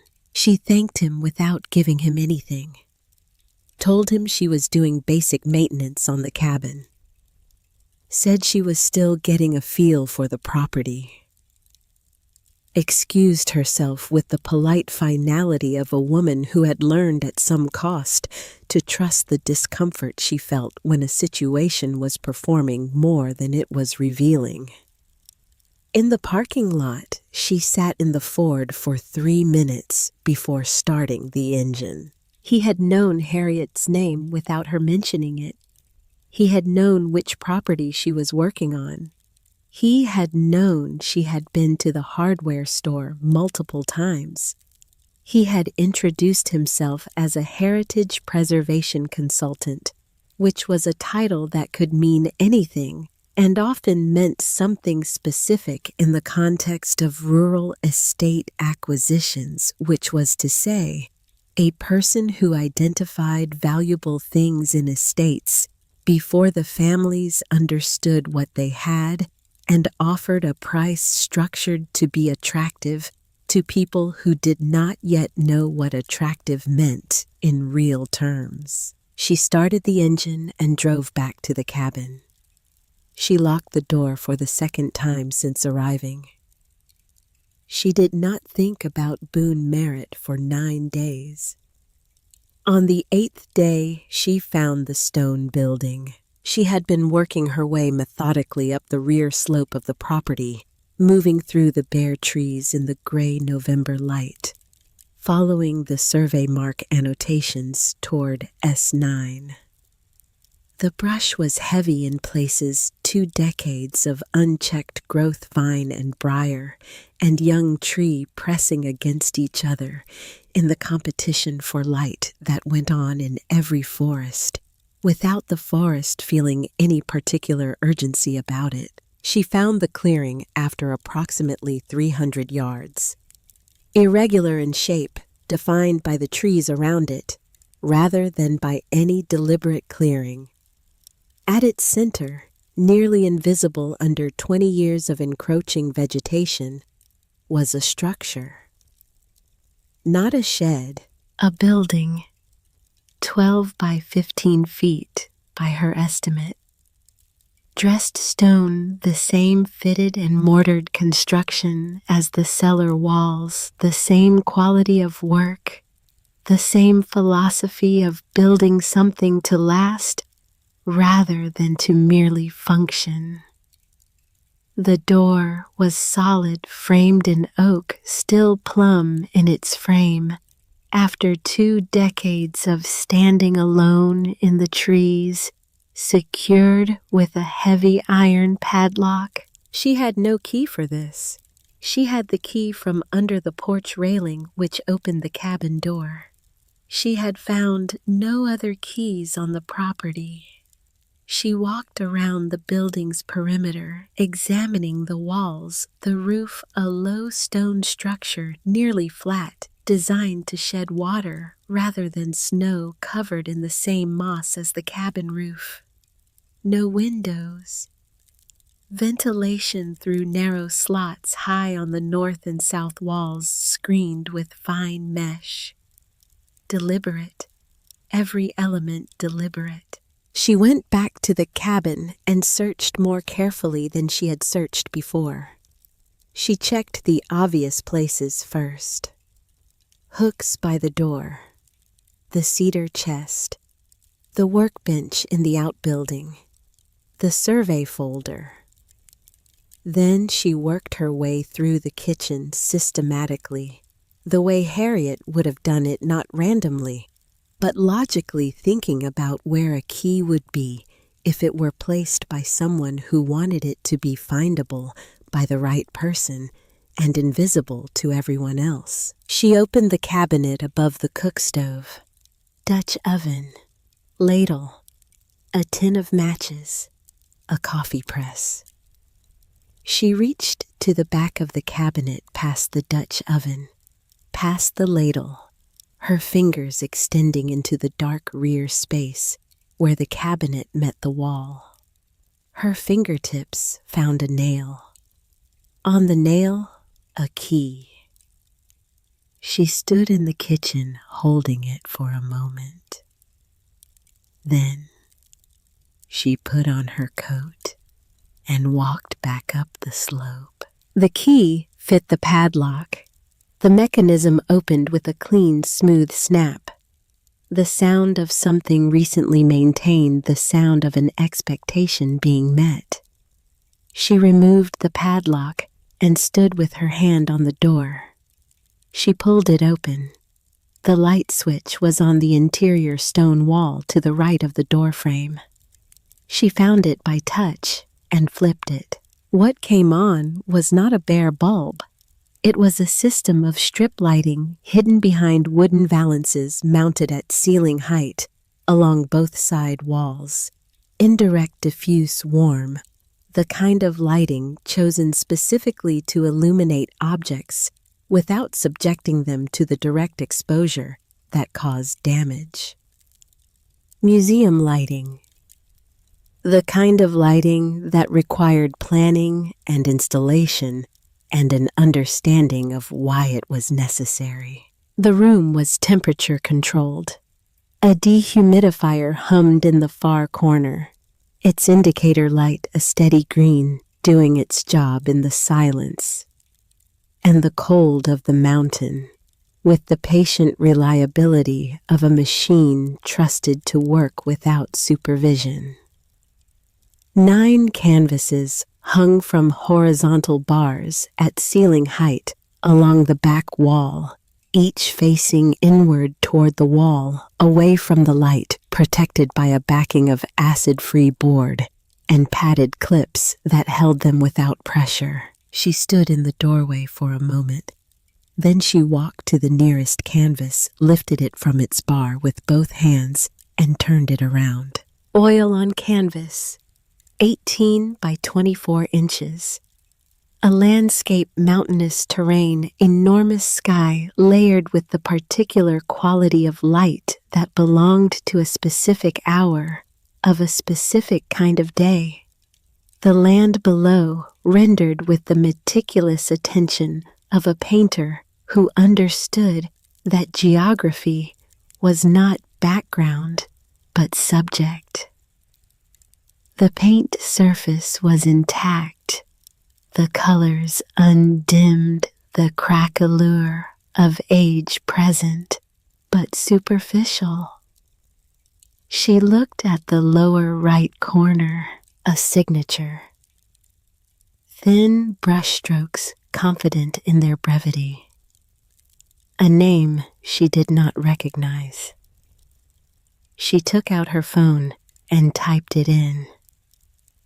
The signal was weak, but sufficient.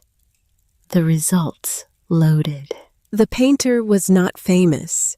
He was a historical figure, an American landscape artist working in the 1870s and 1880s, a student of one of the founding members of the Hudson River School, exhibited during his lifetime at the National Academy of Design, largely unknown to the general public, known specifically to collectors of American 19th century painting. The most recent auction result for a comparable work, similar size, similar period, similar subject, had hammered at $260,000 4 years prior. She set the phone down. She checked each remaining canvas. She gave each one the same attention, the same care, the same time. Of the 9 paintings, she found auction records for 6, values ranging from $90,000 to $410,000 depending on size and subject, and the specific market moment of the sale. The 9th canvas had no signature. She looked carefully in each corner along the edges on the reverse. Nothing. Harriet had purchased it according to the 1979 notebook entry that Marin now found with the reading she had already done at a church estate sale outside Petersburg, West Virginia for $22. The notation beside the purchase read, "The light in this painting is exactly the light from the cabin porch in late afternoon. I do not know who painted it. I know it is not worth $22. Marin stood in front of it for a long time. It was different from the others. The others were accomplished, skilled, composed the work of a trained hand, producing what trained hands produced. This one was something else. The light in it was not technique. It was understanding. The painter had not rendered the mountain light. They had felt it and then somehow transferred the feeling directly onto the canvas without losing anything in transit, which was not something training produced and was not something that happened reliably, even in the hands of the most accomplished painters. She photographed it carefully and made a note to ask Edmund Calloway about it specifically. Behind the paintings against the back wall in a cabinet she had missed initially because its door matched the stone color of the wall, she found 6 more of Harriet's composition notebooks. She brought them back to the cabin. She read through the night. On the 9th day since she had run into Boone Merritt in the hardware store, her phone buzzed with a text from a number she did not recognize. "Ms. Voss Boone Merritt here. We met briefly at Peterson's Hardware a week or so back. I hope I'm not overstepping, but I've heard through a colleague that you may have found some items of interest on your grandmother's property. I specialize in exactly this kind of estate situation and have helped a number of families in the region navigate the process efficiently and discreetly. I'd welcome the chance to offer a complimentary preliminary assessment at your convenience. No obligation, of course. I believe I could save you considerable time and expense compared to bringing in outside specialists who may not be familiar with the regional market." She read it 3 times. Then she set the phone face down on the table. She thought about what she had just read. Not the surface of it, the friendly tone, the helpful framing, the reasonable-sounding offer, but the specific content. A colleague. He had heard through a colleague. He had heard that she had found items of interest. He was referencing a level of specific knowledge, not just that she was fixing up an old property, but that the property contained something that he could not have assembled from watching her buy wood screws and caulk. She sat with this for a moment. Then she began systematically to think through every interaction she had had since arriving at the cabin. Every person she had spoken to, every transaction she had conducted, every institution she had contacted. The power company she had called to establish herself as the account holder, which required providing the property address and her name. Public record. The gas station in Wardensville she had charged her phone in the parking lot, bought coffee, asked no questions, told them nothing. The hardware store Boone himself had been there 3 times. Also public. The Hardy County Assessor's Office she had called 2 weeks ago to request the full property records, wanting to understand exactly what she owned. The staff member she had spoken to had been helpful. She had provided her name and the property address. Standard procedure, public record. But the assessor's office would have her name the property address, and the fact that she had been inquiring about the property in detail. A person who monitored county records, who had a relationship with a clerk, or who checked new inquiries on properties of interest, would have enough to begin building a picture. She thought about what the staff member had said almost as an aside near the end of the call. There's also a secondary structure on the rear parcel survey, Mark S9, if you haven't come across that yet. She had thanked him and ended the call. Someone who monitored county records, who had flagged the property when a new inquiry came in, who had a colleague relationship with someone in a position to notice that was enough. The remark about items of interest was speculative on Boone's part. He was fishing. He knew enough to cast a line, but not enough to be certain there was anything in the water. She understood now precisely what she was dealing with. She picked up her phone and called Sergeant Faye Dutton at the Hardy County Sheriff's Office. She had found Dutton's name and direct number in the county directory 2 days after she had first locked the cabin door, in the instinct of a woman who had learned to take certain precautions before she needed them rather than after. She had not called then. She called now. She explained the situation without embellishment. A man she had met once at a hardware store had sent her a text indicating knowledge of her property's contents that she had not shared with him, and that was not publicly available. She was not certain it rose to the level of anything actionable. She wanted it documented. Dutton listened without interrupting. She asked 3 precise questions. Then she said, "I know Boone Merritt. He's not new." She said it in the tone of a woman who had made a professional assessment and arrived at a conclusion that required no additional elaboration, but was worth stating plainly. He's been involved in estate situations in this county before. Nothing criminal technically, but there have been complaints. He finds properties where the family doesn't yet know what they have, and he makes offers that sound generous until you understand what the things are actually worth. Marin said, "I understand what I have." A brief pause. Then Dutton said, "I'll start a file. Call me if anything escalates." Marin thanked her and ended the call. Then she texted Delia with 2 sentences. "There's a man circling. I've handled it." Delia replied in 4 minutes, "Edmund Calloway is coming when 12 days. Good.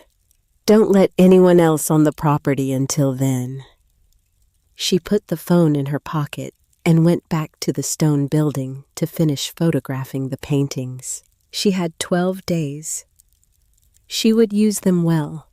She would finish the documentation, complete the structural repairs that needed completing, and read the rest of Harriet's notebooks. She would arrive at Edmund Calloway's visit prepared to ask the right questions rather than waiting to be told what to think. Harriet had spent 40 years preparing for this. Marin could manage 12 days. She walked back up the slope through the bare trees, the key to the stone building warm in her hand, the mountains holding their silence around her in every direction, patient and indifferent and entirely reliable, in the way that only very old things were reliable. not because nothing could change them, but because they had already survived everything that had tried. Edmund Calloway arrived on a Thursday morning in the second week of December at precisely the time he had specified in his confirmation message 9:45, in a dark green Volvo that came up the gravel drive with the deliberate, unhurried pace of a man who understood that arriving too quickly at anything was a form of carelessness. He was older than Marin had imagined from his voice on the phone. 72, she would later learn, but carrying it the way certain people carried age, not as diminishment, but as accumulation, the way a landscape accumulated character across seasons rather than losing it. He was lean and precise in his movements, with the careful posture of someone who had learned that attention was a physical practice, something you maintained in the body as much as in the mind. He wore a coat built for function rather than impression. He carried a leather case that had served its purpose for what appeared to be several decades and had developed through that service the particular dignity of a tool that had been used correctly and often. He got out of the car and looked at the cabin. Then he looked at the view. Then he looked at Marin. Your grandmother had a good eye for location. She had a good eye for most things. He nodded once, the compact acknowledgement of a man who found that answer sufficient, and followed her inside. She led him through the main room into the small bedroom and moved the iron bed frame aside without ceremony. He watched her do it without offering to help, which she appreciated. The observation was the work, and she was not incapable of moving furniture. She opened the hatch. He looked down into the cellar for a long moment. Then he opened his leather case, removed a pair of cotton gloves, and put them on with the practiced efficiency of a man who had been putting on cotton gloves before handling other people's important things for 5 decades. He did not speak for the first 17 minutes. She timed it without meaning to, standing near the workbench with her notebook open, watching him move through the room with the deliberateness of a man for whom rushed conclusions were a professional insult. He established the whole before engaging the parts. He looked at the overall arrangement of the shelving, the organization system, the labeling, the storage conditions before he touched or examined anything individually. When he finally spoke, his voice was level and entirely without the performance of discovery. Your grandmother was a collector. He paused, his hand hovering near the first jar without touching it. Not in the hobbyist sense, in the informed, systematic sense. This represents decades of considered acquisition. Someone who knew what they were doing when they were doing it. I found her notebooks. She started in 1961, as far as I can document. He turned to look at her. 60 years of acquisition. He turned back to the shelves. The diversity of categories indicates either exceptional instinct or exceptional self-education. Based on what I am seeing, I am inclined toward self-education. She worked at the county library for 35 years. A small movement at the corner of his mouth, not quite a smile, but its nearest neighbor. Of course she did. He spent 3 hours in the cellar. He examined the coin jars systematically, reading Harriet's labels, cross-referencing them against his own evident knowledge without consulting any external reference.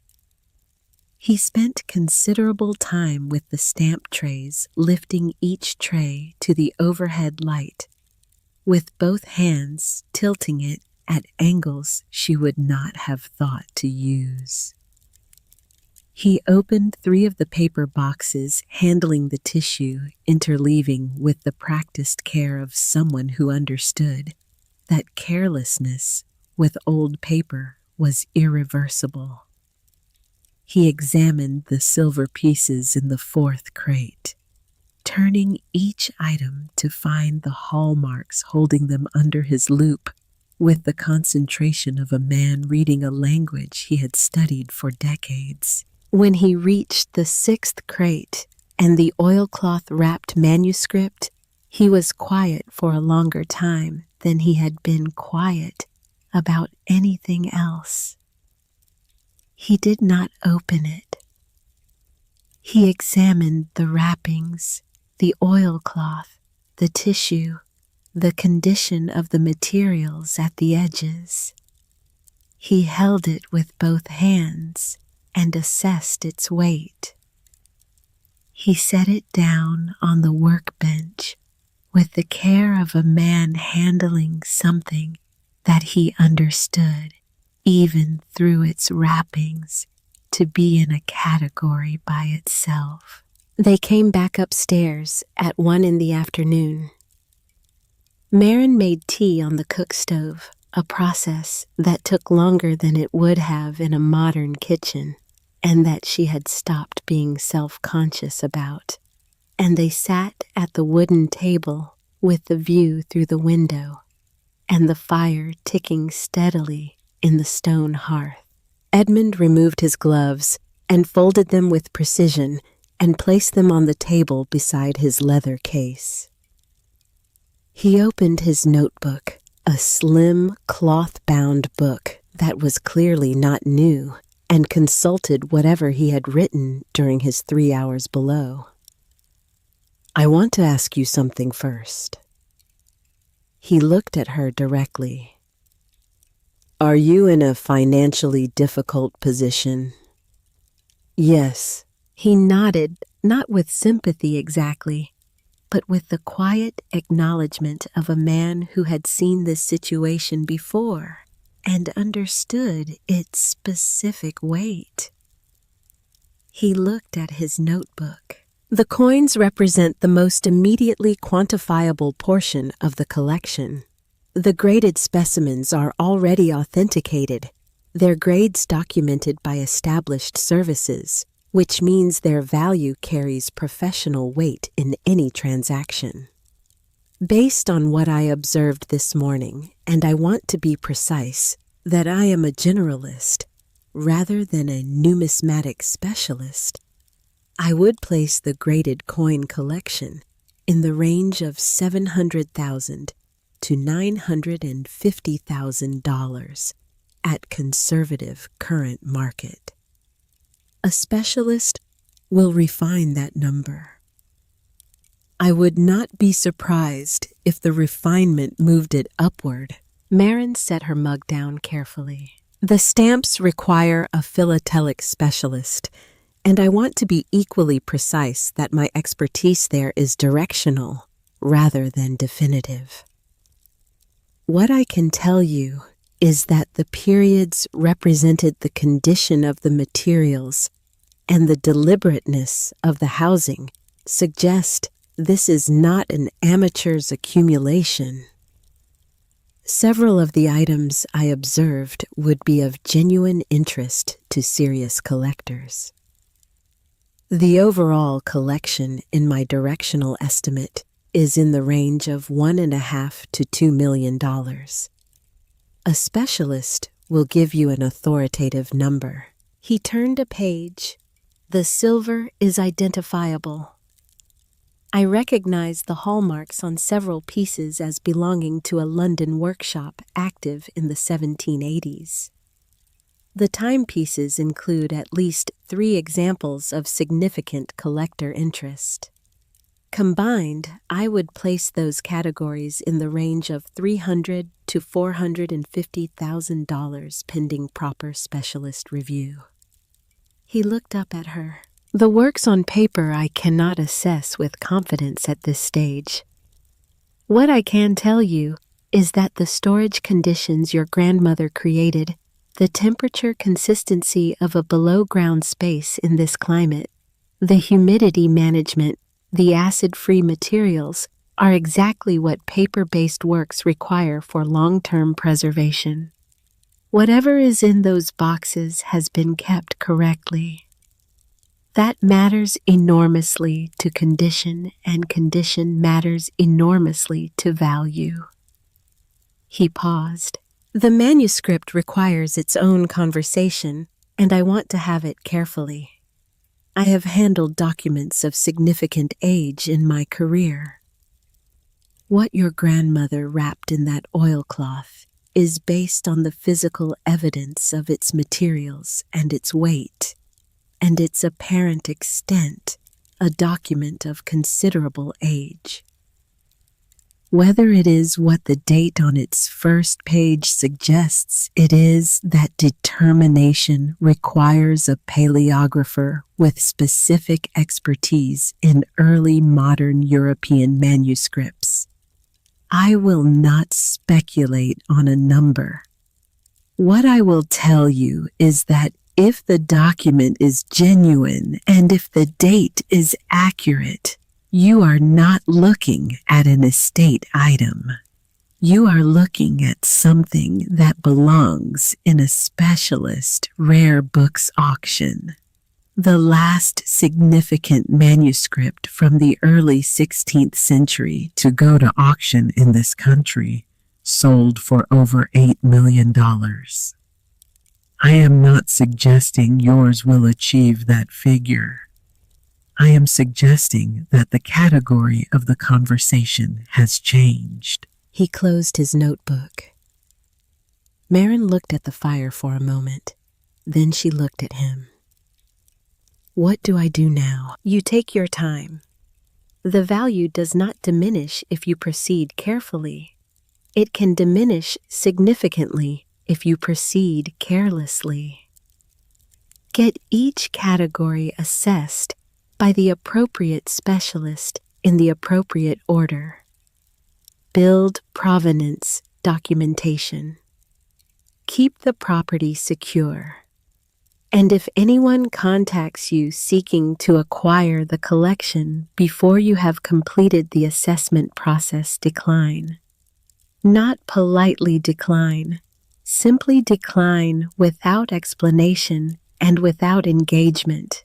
He said the last sentence with the weight of a man who had watched people not follow that advice and had seen the consequences. There's a man named Boone Merritt. He's already been in contact. Edmund looked at her. What did you do? Filed a report with the county sheriff before you arrived. Documented all contact. Didn't respond to anything he sent. He was quiet for a moment.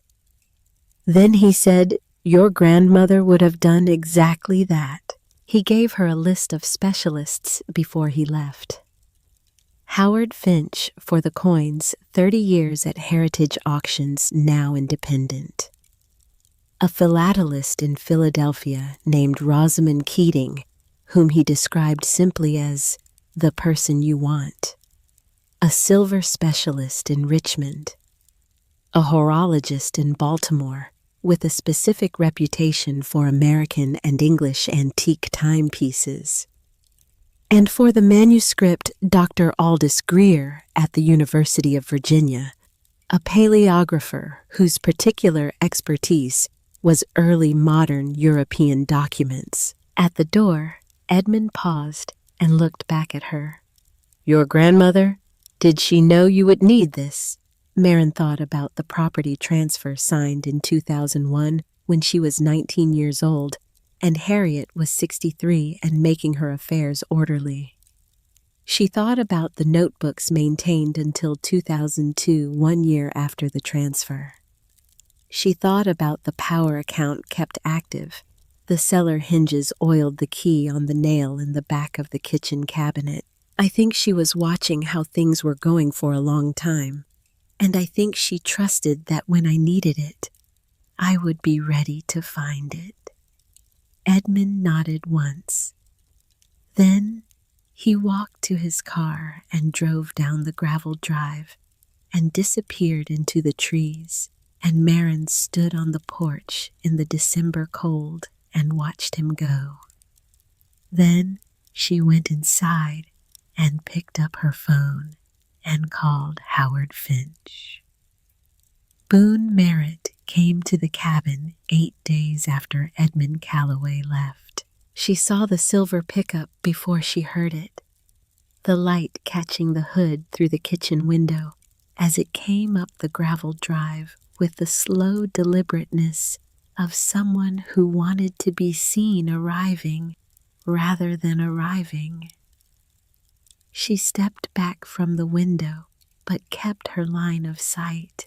He got out and walked to the porch with the easy confidence of a man who expected doors to open.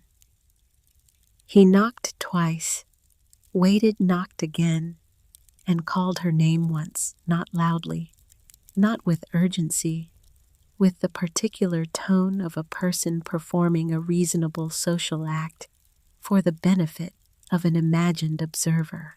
Marin had her phone in her hand. She recorded through the kitchen window, steady, unhurried, documenting his presence, his truck, his behavior at the door. She had been ready for this. She had decided after the text and after the conversation with Dutton that if Boone Merritt came to the property, she would not engage and would not hide. She would simply observe and document and let the file at the county sheriff's office grow by one more entry. He left an envelope on the porch railing and drove back down the hill. She waited 5 minutes. Then she went out and collected the envelope without touching the surface more than necessary. Inside, a business card and a handwritten note on cream-colored stationery, the kind of stationery chosen to communicate substance without ostentation, the professional version of a reassuring handshake. The note offered his services again, this time with a specific figure, $250,000, a preliminary acquisition offer for any antiques, collectibles, or estate items found on the property site. Unseen, a good faith gesture based on the general character of properties in the Allegheny region. No obligation to the full collection. A starting point, he called it, for a conversation. She held the note and thought about Edmund Calloway's conservative estimate for the graded coins alone. $700,000 to $950,000. For one category of 7. $250,000 was not a starting point. It was an ending point, the ending point of a version of this story in which Marin Voss did not know what she had. She photographed the note and the envelope. She texted both images to Edmund, who replied within 20 minutes, documented. Well handled. She called Dutton and added the visit to the file. Dutton's response was the same steady efficiency noted recorded on file. That was the last time Boone Merritt came to the property. She did not know whether it was the sheriff's file or Edmund's professional network or simply the accumulated weight of a woman who had not responded to a single approach despite multiple attempts. It did not matter. He was gone. The space his absence created was filled immediately by the work that had been waiting. The real work, the specialist dependent, months-long work of understanding fully what Harriet had built. Howard Finch arrived in mid-January with the compact, precise energy of a man who had spent 30 years in rooms where the difference between a correct assessment and an incorrect one was measured in hundreds of thousands of dollars and had developed the corresponding metabolism. He was in his early 60s, deliberate in his movements, and he spoke about coins the way fluent speakers spoke about language, not translating from something else, but thinking directly in the medium. He spent 2 full days in the cellar. He examined each graded specimen in its professional holder, reading the certification numbers, cross-referencing against his own records on a tablet he had brought for the purpose. He removed 6 coins from their jars for more detailed examination under a portable loop mounted on a flexible arm working at the cellar workbench with the concentration of a surgeon and the patience of a man who understood that the details were where the value lived. On the second evening, he sat at the kitchen table and gave Marin his preliminary assessment, the graded collection. His voice had the evenness of a man delivering information he had verified to his own satisfaction. Conservative current market accounting for realistic auction estimates rather than optimistic ones, $850,000 to $1,100,000. The certification grades your grandmother obtained were accurate in every case I checked. She knew what she had, and she had it properly documented. He paused and looked at his notes. The ungraded coins in the mason jars are a different conversation. They require professional grading before sale, which takes time, but which I would encourage you to pursue because the dates and mint marks I observed suggest several of them will grade significantly higher than their current unhoused condition implies. Once graded, I would conservatively estimate an additional $200,000 to $320,000, possibly more. He said the word conservatively with the particular emphasis of a man who used it to mean the floor of the range rather than the ceiling. Total coin value at conservative estimate $1,050,000 to $1,420,000. She wrote it in her notebook. She underlined it once. She did not allow herself to do the arithmetic of all the categories together yet. She had decided, following Harriet's example, to receive each number on its own terms before adding them together. The totals could wait. The integrity of each assessment could not. Rosamond Keating, the philatelist, arrived in February. She was in her late 50s, with the particular quality of attention that specialists developed a narrowing of focus so complete that the rest of the room seemed to dim slightly when she was examining something. She made a sound when she first saw the stamp trays, a brief, controlled intake of breath, quickly professional again. The sound of expertise encountering something it had not fully anticipated. She spent 3 days. On the third evening, she came up from the cellar and sat at the table and told Marin what she had found with the direct precision of a woman who respected her client's ability to receive information without being managed through it. The collection as a whole represents approximately 60 years of informed philatelic acquisition with particular strength in 19th century American issues. The condition of the materials is exceptional.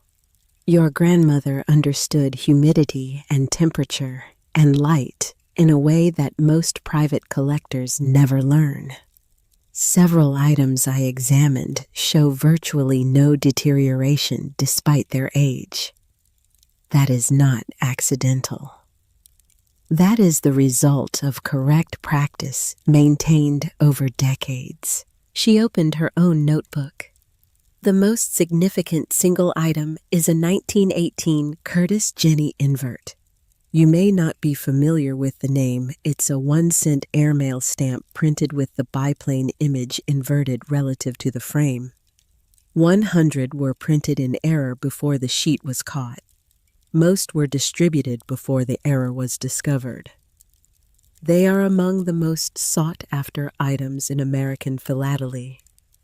She looked at Marin directly. A single example in comparable grade to yours sold at auction 3 years ago for $1,120,000.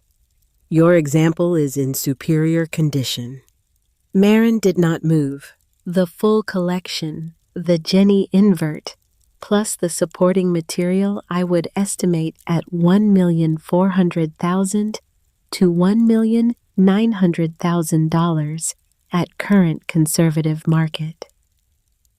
The Jenny alone will be the subject of significant competitive interest whenever you choose to bring it to auction. She closed her notebook. I've been doing this for 31 years. What your grandmother assembled in this room under this mountain is the finest privately held philatelic collection I have encountered outside of a major institution.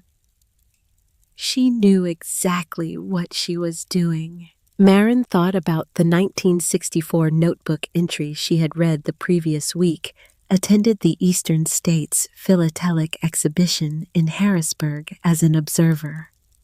Spent 6 hours, bought nothing, learned everything I did not yet know about what I should be looking for. Will return next year better prepared.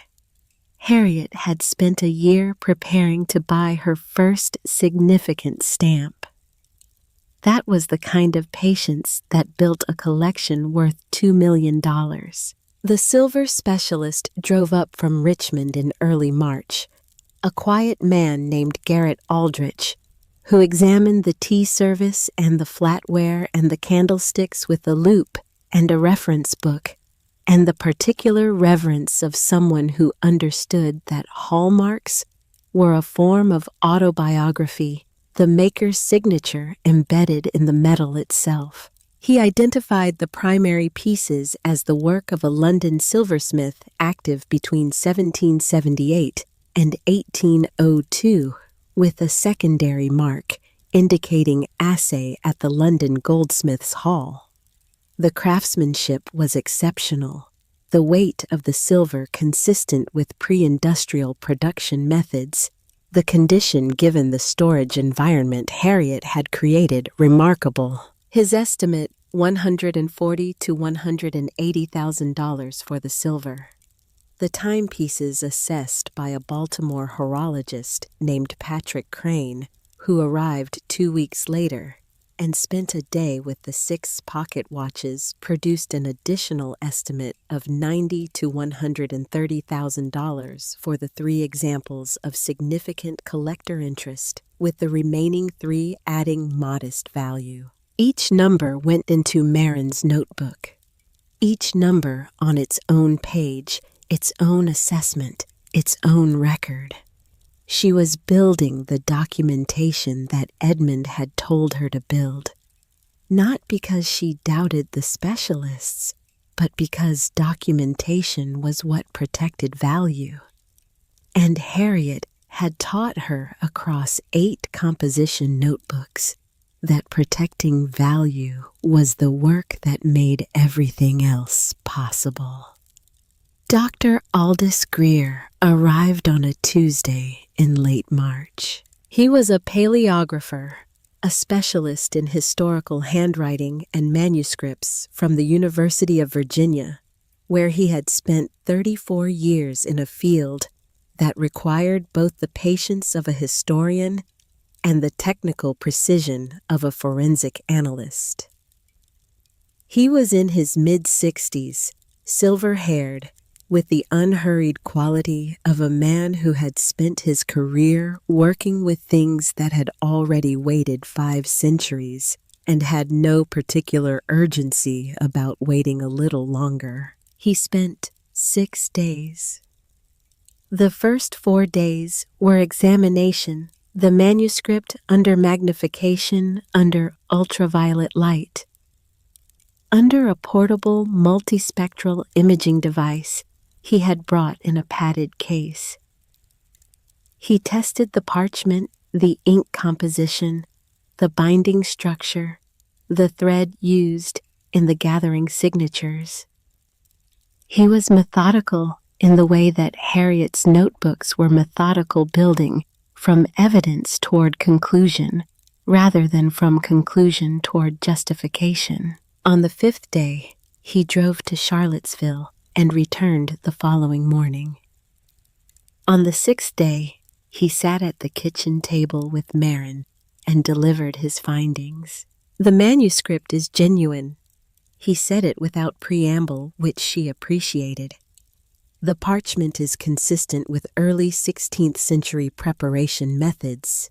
Calcium-dressed calfskin, the surface treatment characteristic of Germanic workshop production. The ink is iron gall, the composition consistent with the period and region. The binding is contemporaneous with the text block. Nothing in the physical evidence is inconsistent with the stated date. He placed a printed report on the table, 38 pages. She would read it later in full. The script is a chancery hand with German characteristics, the formal administrative script used in the Holy Roman Empire for official and commercial documents in the early 16th century. The language is early New High German with occasional Latin interpolations, which is consistent with a secular document of this period, a merchant's account rather than a clerical production. He paused. The content, insofar as I have been able to read and partially transcribe it across these 6 days, is a first-person account of a commercial journey through the eastern Mediterranean, the Adriatic coast, the Greek islands, possibly the Levantine ports. The merchant describes trade negotiations, route conditions, the character of the ports he visited, the goods he carried. It is the kind of document that historians of early modern trade would find exceptionally valuable because accounts of this kind from this period in private hands are extremely rare. The condition.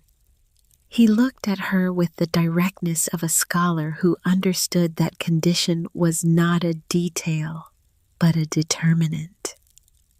The condition of this manuscript is exceptional. The parchment is supple, not brittle, not cracked, not flaking. The ink is stable. The binding is intact. Your grandmother understood what parchment required to survive, and she provided it. 60 years of correct storage conditions have preserved what 500 years of earlier history somehow did not destroy. He folded his hands on the table. A manuscript of this period, this character, and this condition would be of genuine interest to every major rare books auction house. I have been asked by several institutions over the years to assist with assessments of early modern manuscripts. The range I would consider realistic for this document begins at approximately $1,200,000. The upper end, given the condition, the content, and the current state of the market for early modern commercial documents, I am not prepared to predict with confidence. What I can tell you is that you should not accept any offer made without a full auction process, because it is only in an open auction that you will learn what this document is actually worth to the people who want it most. He paused once more. Your grandmother purchased it for how much? $110. In 1988, at an estate auction in Charlottesville. The auctioneer described it as an old book in a foreign language. Dr. Greer looked at her with an expression that contained decades of professional experience and genuine feeling for old things in the same proportion. She knew what she had. That is the only explanation. People who know what they have take care of it the way she took care of it. After he left, Marin sat at the table alone and opened the 1988 notebook to the entry she had memorized. October 4th, 1988. Attended the Hartwell Estate dispersal at Mifflin & Sons, Charlottesville. The room was thin, a Tuesday cold, few serious bidders. Lot 47 was described in the catalog as an antique manuscript language unidentified condition fare. I had seen a reference to a similar document in a journal article from the university library 3 years prior, and had been watching for something of this kind since. The bidding opened at $30. I waited until it reached $70 before entering. The final bid was mine at $110. The man next to me asked afterward what I had bought. I told him it was an old book. He nodded and went back to looking at the furniture. She closed the notebook. She sat quietly for a long time, feeling the full weight of her grandmother's 40 years of patient, solitary, deliberate work settle around her in the small room where the fire burned and the mountains held their shape outside the window. Then she picked up her phone and called Griffith Lowe's attorney. She did not call because she was angry. She was not angry, had not been truly angry in months, the acute phase of that particular feeling having exhausted itself sometime in January when she had stopped measuring her days against what she had lost and started measuring them against what she was learning. She called because a letter had arrived the previous week from Griffith's attorney suggesting that the collection might constitute marital property, a claim she had anticipated, had discussed with her own attorney, and had prepared for with the same methodical patience she had been applying to everything else. Francine Okafor had not been alarmed by the letter. Francine was a 60-year-old estate attorney in Roanoke who had spent 3 decades watching people try to claim things that did not belong to them, and had developed the particular calm of someone for whom other people's overreach had become entirely predictable. "The property transferred to your name in 2001, Francine had said. 12 years before your marriage. The collection was assembled entirely with your grandmother's funds, the documentation of which you have in 8 notebooks going back to 1961. The final acquisition in the collection predates your marriage by a decade. There is no legal theory under which this constitutes marital property, and any attorney who has read the transfer documents knows that. This letter is a fishing expedition, not a legal argument." She drafted a response. It was 3 paragraphs long, factual, and entirely without heat. They did not hear from Griffith's attorney again. They heard from Griffith directly on an evening in early April, when the first warmth of the season was arriving in the Allegheny Valley, and the trees along the creek were beginning the tentative process of leafing out the pale green of new growth visible from the porch in the late afternoon light. Marin was sitting on the porch with tea when her phone rang. She looked at the screen. She considered not answering. Then she answered because she had decided sometime in February that there were conversations you did not avoid if you wanted to be genuinely finished with them rather than merely postponing the unfinished feeling. Griffith's voice was warm in the way that his voice was always warm when he wanted something, which was a warmth she had learned to read correctly. He said he had heard she had found some things at the cabin. He said he hoped she was doing well. He said it in the tone of a man leaning against a door he expected to open. She did not open it. She told him she was fine. She told him the cabin had turned out to be a good investment. She said it without emphasis, without the satisfaction she had imagined feeling in some earlier version of this moment. Because the satisfaction, when it finally arrived, was quieter than she had expected.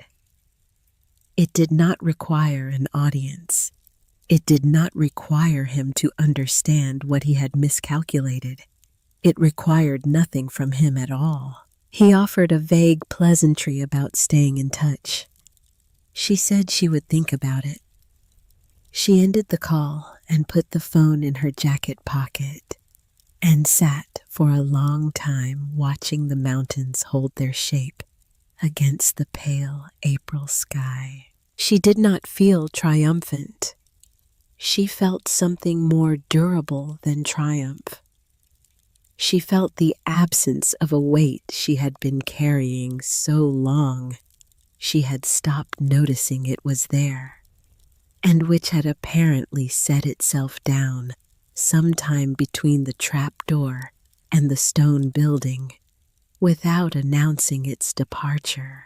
The first auction was in June in Philadelphia at a specialist numismatic house that Howard Finch had recommended and helped arrange. 17 coins from the collection selected with Howard's guidance to represent a range of the graded material chosen, not to exhaust the market, but to establish a price record and build the kind of auction history that supported subsequent sales. Marin drove up from the cabin the morning before and stayed in a hotel 3 blocks from the auction house. She ate dinner alone at a diner near the hotel and read Harriet's 1971 notebook.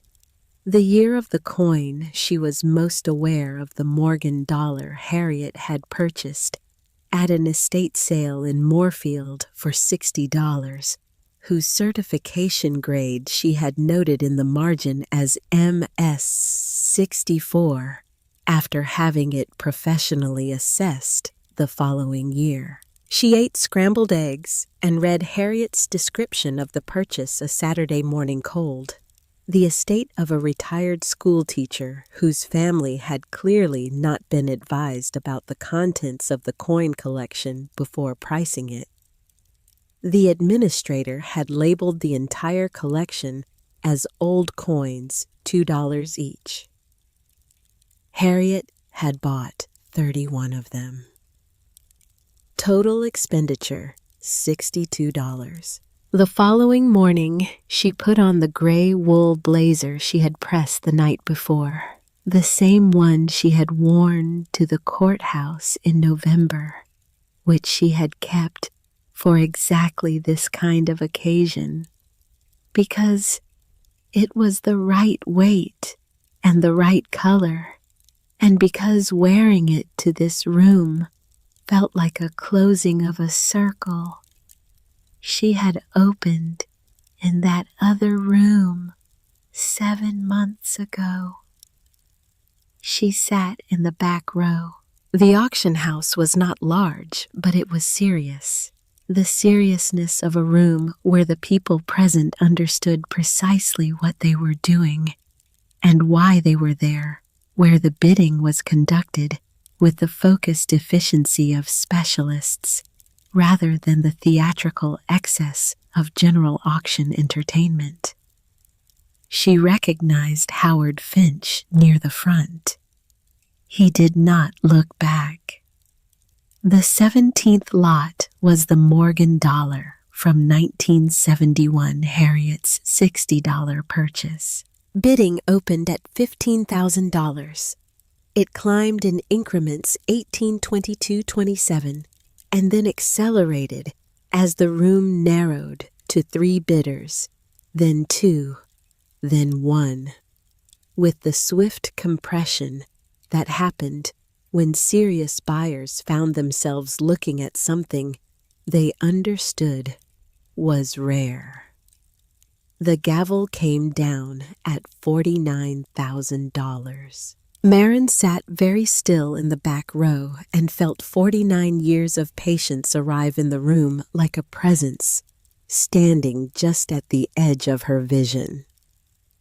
Harriet Voss, 1961, $8, 4 coins, and the beginning of a long and entirely private argument with the world about what things were actually worth. The 17 coins sold in total for $462,000. She drove back to the cabin that evening on roads she knew by heart. Now the headlights picking out the familiar curves of the county road, the gravel of the drive, the 2 oaks above the entrance that had nearly met in their decades of growing toward each other. She turned off the engine and sat in the dark for a moment. The mountains were invisible in the overcast June night. The creek was audible in the valley below, louder now with the late spring runoff, a sound that had become over 7 months as familiar as her own breathing. She went inside and built a small fire despite the warmth of the evening, because the fire felt right, felt like companionship, felt like the appropriate acknowledgement of an occasion that deserved marking, even without an audience. She made tea and sat at the wooden table and opened her notebook to the page where she had been maintaining the running total. Edmund had reviewed her calculations the previous month. The conservative total accounting for the remaining collection to be sold over the following 18 months, using the low end of every specialist estimate, refusing to let optimism do. Her arithmetic was $7,800,000. If the manuscript resolved favorably at auction, and if the attribution of the unsigned 9th painting was confirmed by the art historian still working on it, the number would exceed 9 million, possibly more. She closed the notebook. She called Delia, told her the auction number first $462,000 from 17 coins, from coins Harriet had begun collecting in 1961 when she was 23 years old and working her first year at the Hardy County Public Library. She heard Delia sit down. The specific sound of it, the physical need for a chair, under news that required one. Then she told Delia what she had decided, which was a different kind of conversation. She was paying Delia's rent for 2 years. This was not negotiable and would not be framed as charity, because it was not charity. It was the repayment of a debt that could not be measured in money, which was the debt of a couch and a kitchen and a cup of coffee every morning, and a small girl who drew pictures of cabins with enormous suns, and left them at the edge of the table without asking anything in return. She was also establishing an education fund for Petra. Delia cried with the full-bodied, uncontrolled honesty of a woman who did not cry often and therefore did not moderate it when she did. Marin sat on the porch in the June dark and held the phone and listened and felt the specific warmth of a friendship that had held her when nothing else would, that had asked for nothing and received nothing for 7 months, except the knowledge that Marin was all right. She was all right. She was more than all right in ways she was still in the process of understanding. On a Thursday evening in the second week of November, 1 full year since she had turned onto the gravel drive in the dark, with her headlights illuminating the 2 oaks and a future she could not yet see. Marin Voss sat at the wooden table with a new notebook open to its first blank page. The fire was going in the stone hearth. The cabin was warm, properly insulated now after the spring repairs, the roof sound, the porch solid and level, the railing rebuilt to be a railing rather than a suggestion. Outside, the mountains were doing what they did in November, going dark early, the ridgelines receding into the sky as the last light left the creek audible in the valley below, with the steady, patient voice it had been using for longer than anyone living could remember. She had spent the year learning things she had not known she needed to learn. She had learned about coins and stamps and antique silver and the particular hierarchy of value that governed each specialized market. She had learned about provenance documentation and auction strategy and the difference between a reserve price and an estimate. She had learned about parchment conservation and the specific atmospheric conditions that different materials required to remain stable. She had learned most of all what it meant to understand the value of something before acting on it.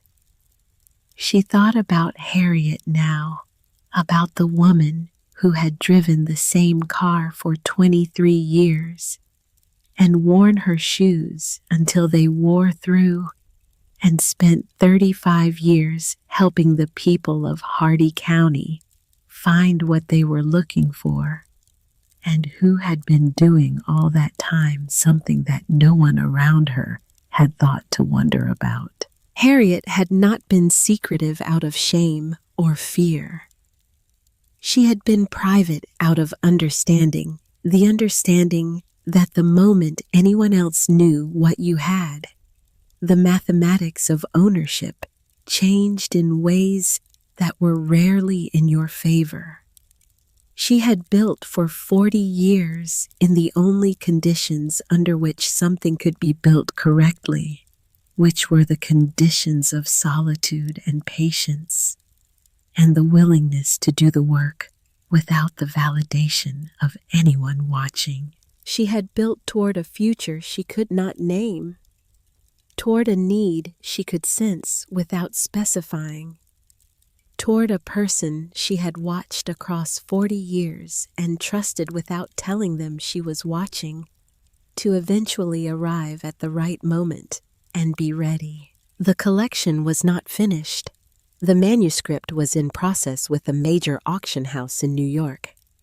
Dr. Greer had facilitated the introduction, and the preliminary assessment from their specialist had confirmed what he had said at the kitchen table. The floor of the conversation was $1,200,000, and the ceiling remained to be discovered by the room. The unsigned painting was still with the art historian, a woman named Patricia Dorset at Georgetown, who had been building the attribution case with the careful accumulation of evidence that the academic world required before it would commit to a conclusion. Her most recent communication had indicated that she was approaching confidence. When she reached it, the painting would go to auction through a major house with the attribution formally established. The year's total across completed sales was $4,140,000.